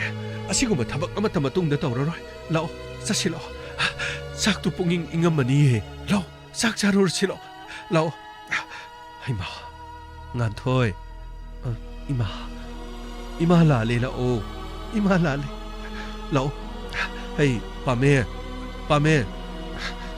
karigino 이마나 거보다 콤드리바부 karigino 그다이데기 쿵가니 낭나 떠우리바 낭기 모ong mataududabu na chana kumbam thokprane moi pabung na chana pase amukta thembiu ai imong asida lale haina haijaredana mana penanaba ai haijarabasu haijage ai 하이자라부수 하이자게 야래 밤에 나만을 꺼리고 싶어 빠봉 이마 낭시 아이기 이마니고 미기 마망다 아이기 이마는 민곤다 라레 하이바세 마시부 가야하라 칸나 이마나 하이나보 호나키가도리바노 이마 하이비요 이마는 민곤다 라레 하이나보기 다목때 이마나 숨신비리바시부 이마 까리기노 이마 마시부 까리기노 이마기 붕어 이마 랄레 라 아이코이 뿐더네 삭사미너르시 이모이 시덕이디네 이마나 아시금바 통독 아마따 토알라로 라오 자시라오 낭 아이기 로이나비니 사나한 낭가 숨나 떠름바나틴 낭나 karam chawbudagi punamak thulibani nangna mahele khanbadu nangondagi henba leirame haibadu sini ni masini taibong pana sida leiriba miyoi punamakna khangadabadi aina mahele khalabadi aigi ithakta aingondagi henba lei haibase khakkawani aina matole khanduna chalabadi aingondagi henna tonda thengnagani malemase aikhoi nungaiba senjau paiba khara khakki nati aikhoi miyoiba amana amagidamak semlakpani haibadu aikhoi ningsingadabani ni ai amana leibana ꯑꯩꯅ ꯖꯤꯕ ꯀꯌꯥ ꯍꯤꯡꯍꯟꯕ ꯉꯝꯂꯕ ꯑꯩ ꯑꯃ ꯂꯩꯕꯅ ꯃꯥꯂꯦꯝ ꯑꯁꯤꯗ ꯂꯩꯔꯤꯕ ꯇꯣꯉꯥꯟ ꯇꯣꯉꯥꯟꯕ ꯃꯤꯑꯣꯏꯕ ꯈꯛ ꯅꯠꯇꯅ ꯍꯧꯔꯤꯕ ꯎꯄꯥꯜ ꯋꯥꯄꯥꯜ ꯂꯦꯡꯂꯤꯕ ꯖꯤꯕ ꯄꯥꯟꯕ ꯄꯨꯝꯅꯃꯛꯁꯤꯡꯕꯨ ꯃꯈꯣꯏꯒꯤ ꯄꯨꯟꯁꯤ ꯀꯟꯕꯤꯕ ꯉꯝꯂꯕꯗꯤ ꯑꯩ ꯇꯥꯏꯕꯪ ꯄꯥꯟ ꯑꯁꯤꯗ ꯃꯤꯑꯣꯏꯕ ꯑꯃ ꯑꯣꯏꯅ ꯄꯣꯛꯂꯛꯄ ꯂꯣꯟ ꯊꯣꯛꯄ ꯖꯤꯕ ꯃꯤꯅꯨꯡꯁꯤ ꯈꯪꯕ ꯖꯤꯕ ꯑꯃ ꯑꯣꯏꯅ ꯄꯣꯛꯄꯒꯤ ꯃꯍꯩ ꯍꯥꯏꯕꯗꯨ ꯌꯥꯟꯒꯗꯧꯔꯤꯕꯅꯤ ꯃꯗꯨ ꯄꯨꯝꯅꯃꯛ ꯑꯩꯈꯣꯏꯅ ꯃꯇꯝ ꯄꯨꯝꯅꯃꯛꯇ ꯈꯪꯒꯗꯕꯅꯤ ꯑꯩ ꯃꯉꯥꯏꯔꯦ ꯍꯥꯏꯗꯨꯅ ꯆꯠꯂꯤꯕ ꯉꯁꯤ ꯌꯥꯏꯇꯣꯡ ꯐꯝꯗꯣꯡꯕꯁꯤꯡꯕꯗ ꯂꯩꯔꯤꯕꯗꯨꯅ ꯑꯩꯈꯣꯏ ꯄꯨꯟꯁꯤ ꯆꯨꯞꯄꯒꯤ ꯅꯨꯡꯉꯥꯏꯗꯨꯅ ꯂꯩꯔꯤꯒꯅꯤ ꯈꯜꯂꯤꯕꯁꯤꯡ ꯑꯁꯦ ꯃꯈꯣꯏꯁꯨ ꯃꯈꯣꯏꯅ ꯐꯝꯂꯤꯕ ꯐꯝ ꯑꯗꯨꯗꯒꯤ ꯅꯣꯡꯃ ꯁꯣꯏꯗꯅ ꯀꯨꯝꯂꯛꯀꯅꯤ ꯄꯤꯕꯥ ꯐꯝꯁꯨ ꯅꯠꯇꯅ ꯑꯗꯨꯅꯤ ꯅꯥꯄꯜ ꯀꯥꯒꯅꯨ ꯅꯥꯄꯜ ꯀꯥꯔꯕꯗꯤ ꯎꯔꯦꯗꯅ ꯃꯇꯨꯡꯗ ꯑꯃꯨꯛ ꯍꯟꯅ ꯇꯧꯕ ꯌꯥꯔꯣꯏ ꯃꯁꯤꯒꯤ ꯃꯇꯨꯡꯗ ꯇꯧꯔꯕꯗꯤ ꯑꯩꯉꯣꯟꯗꯒꯤ ꯍꯦꯟꯅ ꯐꯠꯇꯕ ꯀꯅꯥꯁꯨ ꯂꯩꯔꯣꯏ ꯍꯥꯏꯕꯗꯣ ꯁꯅꯥꯍꯜ ꯅꯪ ꯈꯛ ꯀꯥꯎꯒꯅꯨ ꯃꯣꯏ ꯄꯥꯕꯨꯡ ꯑꯩ ꯈꯪꯖꯔꯦ ꯑꯩ ꯑꯃꯨꯛ ꯍꯟꯅ ꯊꯣꯛꯍꯟꯖꯔꯣꯏ ꯂꯥꯛꯑꯣ ꯉꯥꯊꯣꯏ ꯂꯥꯛꯑꯣ ꯖꯨꯒꯤꯟ ꯒꯤꯇꯥ ꯂꯥꯛꯑꯣ ꯑꯩꯕꯨ ꯋꯥꯔꯧꯔꯤꯕ꯭ꯔꯣ ꯏꯆꯦ ꯉꯁꯥꯏꯒꯤ ꯏꯟꯁꯥꯡꯗꯣ ꯑꯩ ꯆꯥꯈꯤꯒꯗꯧꯔꯤꯅꯤ ꯑꯩꯁꯨ ꯊꯣꯡꯕ ꯌꯥꯎꯔꯤꯗꯨꯗꯤ ꯏꯆे ꯂꯥꯛꯑꯣ ꯆꯠꯁꯤꯜꯂꯛꯑꯣ ꯑꯗꯨꯕꯨ ꯏꯆꯦ ꯑꯩ ꯑꯗꯨꯝ ꯇꯣꯉꯥꯟꯅ ꯆꯥꯒꯦ ꯌꯥꯔꯦꯕ ꯀꯩꯗꯧꯒꯦ 이제가 뻔히 자민나가더리네. 라오 자시 라오 라오 아이 라오 라오 라오 하라오리 계시다네. 라오 라오 라오 아두가 이붕어 인스펙터 나코이슈 불랍 싹시 싹콤 아무목다 그리노네서 싹사지 하야리죠 야르니타다 아이코디 싹사자라 아이코이 이몽 모능아니네 야사나보도 마두다 좀 벤자라보 ꯑꯁ ꯑꯩꯈꯣꯏꯗꯤ ꯏꯕꯨꯡꯉꯣ ꯌꯥꯔꯒꯗꯤ ꯀꯔꯤꯅꯣ ꯆꯥꯛ ꯆꯥꯈꯣꯝ ꯑꯝꯇꯪ ꯆꯥꯁꯤ ꯀꯩꯗꯧꯔꯒꯦ ꯏꯕꯨꯡꯉꯣ ꯀꯔꯤ ꯍꯥꯏꯒꯦ ꯑꯉꯥꯡꯆꯥ ꯌꯥꯏ ꯇꯥꯗ ꯑꯗꯨꯒꯅꯦ ꯆꯥꯛ ꯆꯥ ꯇꯣꯛꯄꯒ ꯏꯆꯥꯒꯤ ꯍꯦ ꯍꯦ ꯍꯦ ꯍꯦ ꯏꯁꯩꯗꯣ ꯉꯁꯤꯗꯤ ꯐꯨꯜ ꯇꯥꯕ ꯇꯥꯔꯦꯗꯅ ꯀꯔꯤ ꯍꯥꯏꯒꯦ ꯃꯃꯥ ꯀꯔꯤꯒꯤꯅꯣ ꯃꯣꯏ ꯄꯥꯕꯨꯡ ꯐꯨꯜꯗ ꯅꯠꯇꯦ ꯉꯁꯤꯗꯤ ꯏꯆꯥꯅ ꯒꯤꯇꯔ ꯄꯥꯏꯔꯒ ꯏꯁꯩ ꯁꯛꯄ ꯏꯃꯧꯅ ꯁꯨꯃꯥꯡꯗ ꯖꯒꯣꯏ ꯁꯥꯕ ꯃꯣꯏ ꯄꯥꯕꯨꯡꯒ ꯑꯩꯒꯅ ꯁꯦꯜ ꯊꯥꯕ ꯑꯗꯨꯒ ꯃꯈꯣꯏꯒꯤ ꯏꯃꯥꯒ ꯄꯥꯕꯨꯡꯒꯅ ꯈꯨꯕꯥꯛ ꯈꯨꯕ ꯃꯗꯨꯅꯤ ꯇꯧꯒꯗꯧꯔꯤꯕꯁꯦ ꯂꯥꯛꯑꯣ ꯂꯥꯛꯑꯣ ꯍꯧꯔꯁꯤ ꯂꯥꯛꯑꯣ ꯏꯁꯩ ꯍꯥꯟꯅ ꯍꯧꯔꯁꯤ ꯂꯥꯛꯑꯣ ꯍꯧꯔꯁꯦ ꯑꯁ ꯍꯧꯔꯣ ꯍꯥꯏꯁꯤꯕꯨ ꯀꯃꯥꯏ ꯇꯧꯗꯣꯏꯅꯣ ꯍꯧꯔꯣ ꯁꯦ ꯍꯧꯔꯣꯁꯦ ꯑꯁ ꯀꯔꯤꯅꯣꯅꯦ ꯏꯁꯩꯁꯦ ꯇꯥꯗꯧꯔꯤꯅꯦ ꯁꯥꯔ ꯌꯥꯝꯃꯩ ꯏꯁꯩꯁꯤ ꯌꯦꯡꯉꯝꯃꯒ ꯆꯠꯂꯁꯤ ꯑꯁ ꯀꯔꯤꯅꯣꯅꯦ ꯇꯧꯔꯤꯁꯤꯕꯨ ꯑꯁ ꯏꯃꯥꯅ ꯄꯣꯛꯄꯗꯤ ꯊꯦꯡꯅꯗ꯭ꯔꯤꯗ ꯁꯨꯃꯥꯏꯅ ꯏꯃꯨꯡ ꯃꯅꯨꯡ ꯅꯨꯡꯁꯤꯅꯔꯛꯄꯁꯤ ꯁꯩ ꯇꯧꯑꯣꯏꯕ ꯀꯔꯤ ꯍꯥꯏꯒꯗꯕꯅꯣ ꯑꯁ ꯈꯪꯗꯦꯗ ꯑꯩꯈꯣꯏꯁꯨ ꯁꯨꯃꯥꯏꯅ ꯅꯨꯡꯁꯤꯅꯕ ꯍꯥꯏꯁꯦ ꯐꯪꯈꯤꯗ꯭ꯔꯥ ꯈꯪꯗꯦꯅꯤ ꯇꯥꯎ ꯀꯃꯥꯏ ꯇꯧ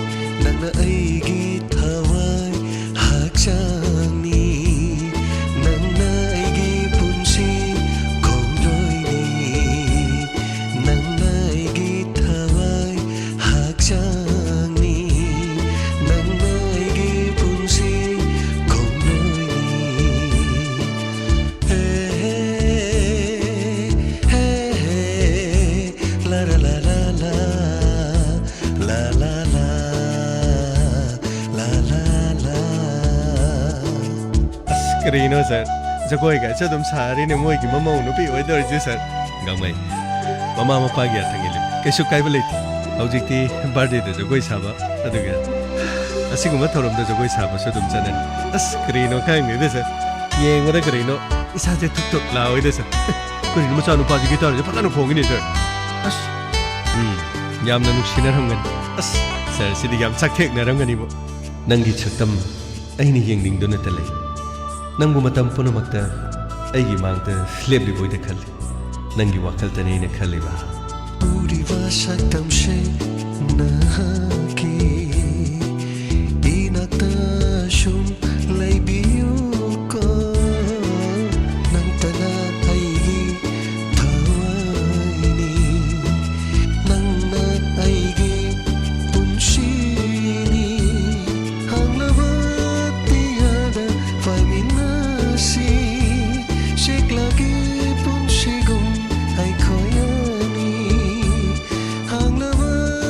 ꯇꯤꯌꯥꯗ ꯄꯥꯏꯃꯤꯟꯅꯁꯤ ꯁꯦꯛꯂꯒꯤ ꯄꯨꯟꯁꯤꯒꯨꯝ ꯑꯩꯈꯣꯏ ꯑꯅꯤ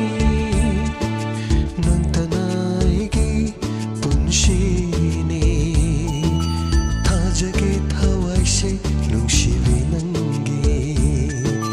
ꯅꯪꯇꯅ ꯑꯩꯒꯤ ꯄꯨꯟꯁꯤꯅꯤ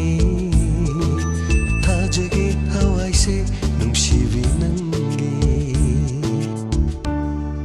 ꯑꯁ ꯃꯈꯣꯏꯒꯤ ꯃꯃꯥ ꯃꯄꯥꯒꯁꯤ ꯉꯁꯥꯏ ꯁꯥꯟꯅꯔꯝꯕꯗꯣ ꯁꯔ ꯑꯃꯠꯇ ꯁꯥꯎꯅꯈꯤꯗ꯭ꯔꯦ ꯀꯔꯤꯅꯣ ꯂꯦꯡꯉꯣ ꯅꯠꯇ꯭ꯔ ꯀꯔꯤꯅꯣ ꯇꯧꯔꯤꯁꯤꯕꯨ ꯃꯈꯨꯠ ꯃꯁꯥꯒ ꯍꯥꯏꯗꯅ ꯇꯧꯗꯅ ꯂꯩꯈ꯭ꯔꯦꯅꯦ ꯁꯔ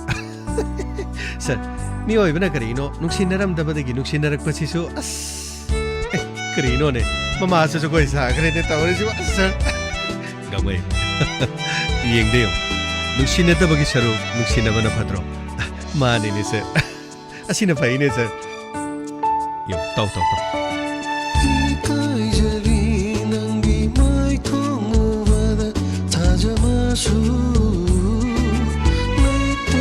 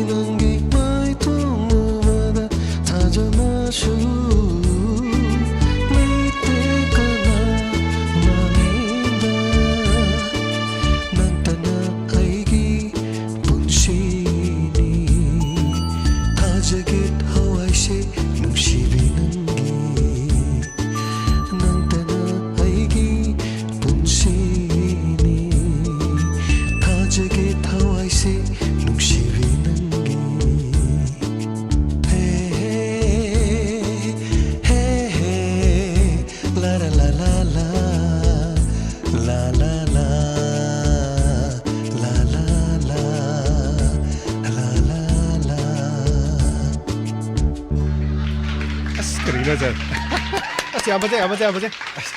ꯁꯔ ꯑꯗꯨꯗꯤ ꯑꯩꯈꯣꯏ ꯑꯃꯨꯛ ꯑꯗꯨꯗꯤ ꯃꯦꯗꯥꯝ ꯑꯩꯈꯣꯏ ꯑꯃꯨꯛ ꯆꯠꯆꯅꯕ ꯇꯧꯔꯒꯦ ꯁꯔ ꯑꯩꯈꯣꯏ ꯆꯠꯅꯕ ꯇꯧꯖꯔꯒꯦ ꯑꯗꯨꯗꯤ ꯆꯥꯛ ꯏꯁꯤꯡ ꯌꯥꯔꯦ ꯑꯩꯈꯣꯏꯗꯤ ꯉꯁꯥꯏ ꯉꯟꯅ ꯂꯣꯏꯅ ꯆꯥꯖꯔꯦ ꯍꯌꯦꯡ ꯅꯣꯡꯃ ꯑꯩꯈꯣꯏ ꯑꯃꯨꯛ ꯆꯥꯕ ꯍꯥꯏꯕꯗꯨꯅꯤ ꯌꯥꯒꯅꯤꯗ ꯀꯔꯤꯅꯣ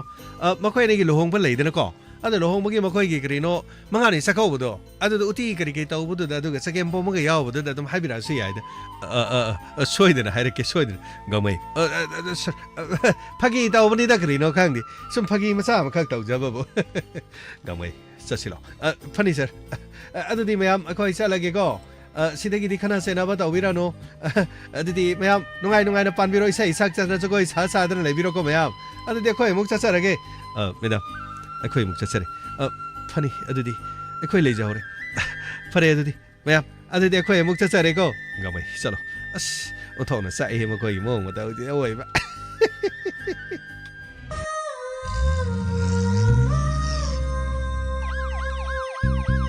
Lakle Inspector Tayay Lakle ꯑꯅꯅ ꯊꯥꯒꯠꯆꯔꯤ ꯉꯁꯤꯒꯤ ꯏꯟꯁꯄꯦꯛꯇꯔ ꯇꯌꯥꯏ ꯌꯨꯝꯊꯪꯅꯕ ꯃꯥꯄꯟ ꯁꯨꯕ ꯑꯔꯣꯏꯕ ꯇꯥꯡꯀꯛ ꯇꯥꯕꯤꯔꯤꯕꯁꯤꯡ ꯉꯁꯤꯒꯤ ꯇꯥꯡꯀꯛꯁꯤ ꯈ꯭ꯋꯥꯏꯗꯒꯤ ꯁꯥꯡꯕ ꯇꯥꯡꯀꯛ ꯑꯃ ꯍꯥꯏꯕ ꯇꯥꯔꯦ ꯄꯨꯡ ꯑꯃꯒ ꯃꯤꯅꯠ 9 ꯁꯥꯡꯈ꯭ꯔꯦ ꯅꯍꯥꯟ ꯃꯈꯩ ꯃꯤꯅꯠ 90 ꯇꯁꯦꯡꯕꯗꯤ ꯇꯥꯡꯀꯛꯁꯤ 10 ꯁꯨꯕ ꯏꯄꯤꯁꯣꯗ ꯐꯥꯎꯕ ꯂꯩꯒꯗꯕꯅꯤ ꯑꯗꯨꯕꯨ ꯃꯔꯛꯇꯣ ꯍꯥꯏꯕ ꯇꯥꯔꯦ ꯍꯌꯦꯡꯒꯤ ꯈꯥꯏꯗꯣꯛꯎꯕꯗ ꯍꯦꯟꯅ ꯃꯌꯥꯝꯅ ꯃꯈꯥꯗꯨꯗꯤ ꯅꯨꯡꯁꯨ ꯅꯨꯡꯉꯥꯏꯔꯔꯣꯏꯗꯧꯕ ꯍꯥꯏꯇꯥꯔꯦ ꯑꯗꯨꯅ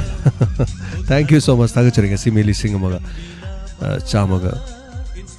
खरे हेन चनी लेबिरम थागचरी अना मयाम पुनमक सपोर्ट तौबिबगिदम थैंक यू सो मच थागचरी तेतनो कमेंट मचा मनी दं पाजरग लोइजगे अदुग ngसिगिदि याम सांगरमनिना एपिसोड सु लोइसेंग्रे मयाम कमदौबिबगे ताबेरिबसिंग अदुग हे गी सही हापियो हाइबसे याम कना हाइबिरकपन मरम ओरगान इसै से कोतक तदुम सेमने अदु इसै से याम कना सेमब लोइबदि नते कबक सेमने अदुग नुक्सिबेबसिंग अदुम ताबा यानना बाहाइब तारे कोइ कोना मोसै से खरा सेमदोक चरके मास्टरिंग तौब नंगदे कब अदम सक्चलगा खुद सेमने है थैंक यू सो मच इसे ताबीबगीद मैडम विनोदिनी इसे मयेकसु वाव ना ताकपिरे याम नुंसिन ताकपिरे थैंक यू सो मच एमडी साइड खान थागचरे फिल्म को ओरदी अदाय दन फैमिली नि क्राय दे ऑस्कार मनी तोबे सेम थागचरी अदगा इबाय नाउ थागचरी नुंगाइना पोथाबियो अमतोबा लाइश्रम पोलोइसी यो तारे गुड नाइट ताकपिरे थागचरी हनाना याइसना मंगांग थागचरी याइसना अदुगा लाउरें कविता थागचरी thank you so much Nongthomba लंदोनी थागचरी वारी से क्रिक लोइदबा यादबा मोंग दसु लोइसलकपा मतमजु याम सांगबा वारोइ सिनसु लांगनबा होनबा अदुगा हयेंग एपिसोड खाइदोकपदा सुंबा फजररोइदोबा अदुना वारोइ ngasi सांगसु नोना दम लोइसले नमदन थागचरी हनाना मेमचा येंद्रे मम थागचरी सबीर थागचरी संते बला तिंगोजम थागचरी सैताबा नुंगाय तापि थैंक यू सो मच सैसे खुद से मन खोजें लाथो सकप टाइमिंग है तारे साई नुथिन कब सक्सन की विषय है तारे thank you so much Nalini मयांग लंबम थागचरी सिंग वारी थोखिब चला सागचब वारी है तारे थैंक यू सो मच माइना थोप यानी एनीवे खरा मानब खरा याव खरा थोप खरा थोकदब है तारे यूखाइबम हेलेन थागचरी इंस्पेक्टर ते एपिसोड 185 सुबह यूमथंगनब 9 सुबह रोइब सरो वारी से नुवाय तापिरे चुमना जोय ओइना चुमनी अदुगा नुपीगी सनागी लेतेंग है तारे आइगी फजबदुदी सनाना हापचलगा फजबदु नथि सना यावदुना फजबदु फजबने चुमने सुंके केदना फजब गाइना Radha ओरिपोक थागचरी हनाना ngasiगी tangkasida yawba sigidama thank you so much थागचरी हनाना दुगा ओइ चेंगा करे comment gay मथक्ता ngasi mi yamani comment yame hai tare ado I tetana dom jar passenger ke yam sangna di pajar roige nongthombam landoni thagachari yam no ngai jai thagachari memcha indra sabir thagachari nalini yes ado sanayan bi thagachari radha ori pok thagachari lolo maring mai thagachari gangmai gi utti ga chagem pomaga sum wari ni ngai heleni hai tare taseng bade aduga hoi utti su dum hawi chagem po su dum hawi na khoi gi chinjang ni hai tare khoi chinjak promote to ni hai tare Jitendra Mahing Thagachari thanks Sir James Diamond TV for unexpected very interesting conclusion Diamond TV interpret thank you so much sir am thagachai koina matung tawrok padasu koidasu encouragement pibi base am nungai तागचरे अचुमने अखोगी चिंजा हाइतारे अखोइना मीगी मोमो चौचौ दुम हावेन हाय अखोगी उती अखोगी चगे बोबा पृथ्वीगी मफमदा फंगबा नति हाइतारे अदो अखोइना अतोप अतोप कोइबा चलु मतमदा मणिपुरी डिश लेरमेगा चाबगी महौसिसु नुंगाइजेदना अदो चिंजा खरा खरा इने सुम पंजाबने अखोगी अदो तागचरे अदो निबारानी लेमा पोपम तागचरे sir ngasi tangka kontongna fajakre miyoibagi magun ana takpire so magun si sakna lepte haibadu taseng tasengna takpire sengmane migi thamoi sengba aduga aduda lo yaiba miduna yamna leita laira aduga amuk sendu thoktragadi midu amu hena mayamna sithafam oibadu madumda leite aigi honabagi makha poli aduga chumbadu da haitare aduga ai si thabak si tawi haina muktuna leibagi mathau tade mai thabak to dum tawjabai wan anyway thank you so much mayamna hena dum lobiramane afaba soro khaibam chaw sing tagachari perfect story James tapire thank you sir hana tagachari कमिटोन Maibam तागचरी सक फजबन मीगी मगुल लेप यादे पुक्सेल सेंगबा सिदगी हनबल लेते है न ताकपिरे तागचरी चुमने संजरमम तोमिशना तागचरी तंफा मनी नौरेम तागचरी मनी तोम्बी सेम एम डिसाइड खान मुतुम इमोचा तागचरी ता वारियम फजेन ताकपिरे thank you so much live जावी बगिदमा अदगा तागचरी बसंत लाइश्रम यानु फजेन ताकपिरे तागचरी मालेम नौरेम थैंक यू सो मच तयानी याइफरी नांगै दि तारम दे इंस्पेक्टर ते तारोबदगी पुनिंग लोक्सिंग पोथाले ताकपिरे थैंक यू सो मच मालेम अखोइना होनजरकपदा लिसिंग अमगा मरफु मंगा सुजरे मयामना सपोर्ट तौबिबगिनी थागचरी मतुंगदसु तौबियु अदुगा फजफजब मतंग मतंग सपोर्ट तौबिरो फजदबना फजद्रे नामचिलु गरमै थागचरी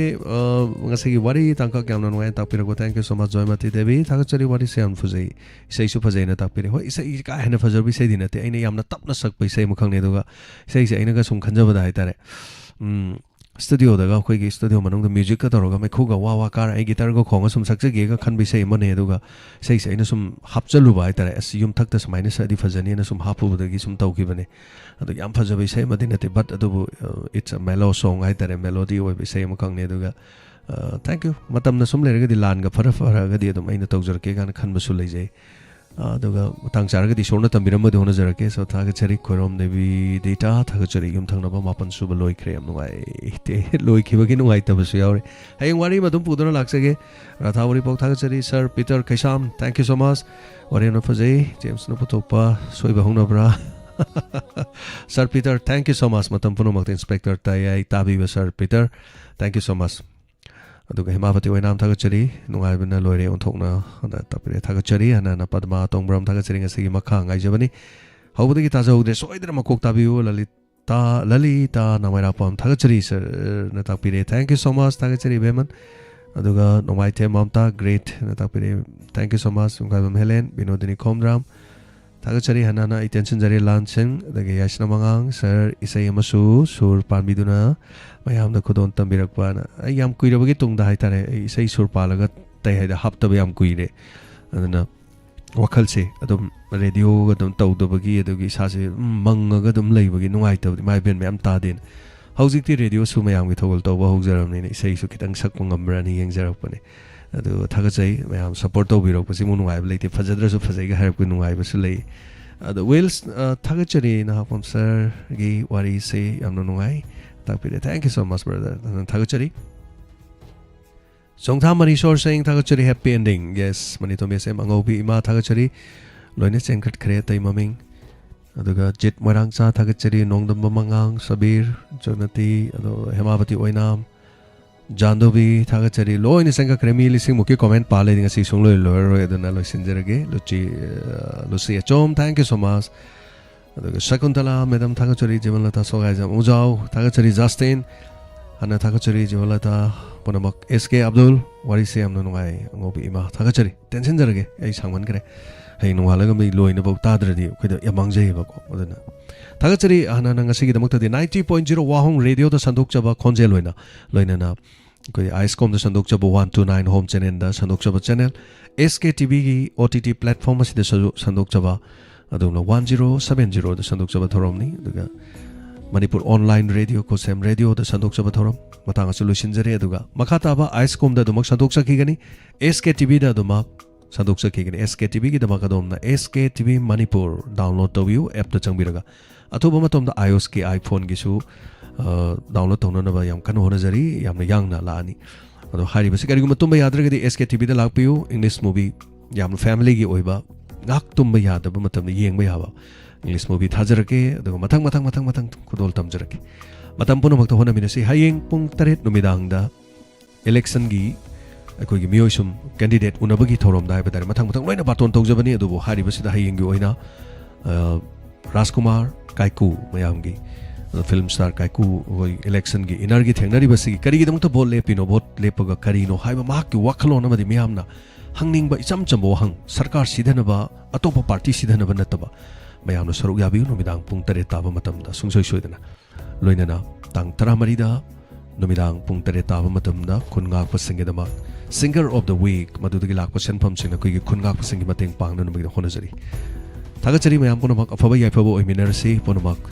ꯉꯁꯤꯒꯤꯗꯃꯛꯇꯗꯤ ꯃꯇꯥꯡ ꯑꯁꯤꯗ ꯁ꯭ꯇ꯭ꯔꯤꯃꯤꯡ ꯂꯣꯏꯁꯤꯟꯖꯔꯤ ꯂꯣꯏꯅꯅ ꯑꯥꯏꯁꯀꯣꯝꯗ ꯑꯃꯗꯤ SK TVꯗ ꯑꯃꯨꯛ ꯃꯈꯥ ꯇꯥꯅ ꯊꯦꯡꯅꯃꯤꯟꯅꯔꯁꯤ ꯄꯨꯝꯅꯃꯛꯄꯨ ꯏꯀꯥꯏ ꯈꯨꯝꯅꯖꯔꯤ ꯈꯨꯔꯨꯝꯖꯔꯤ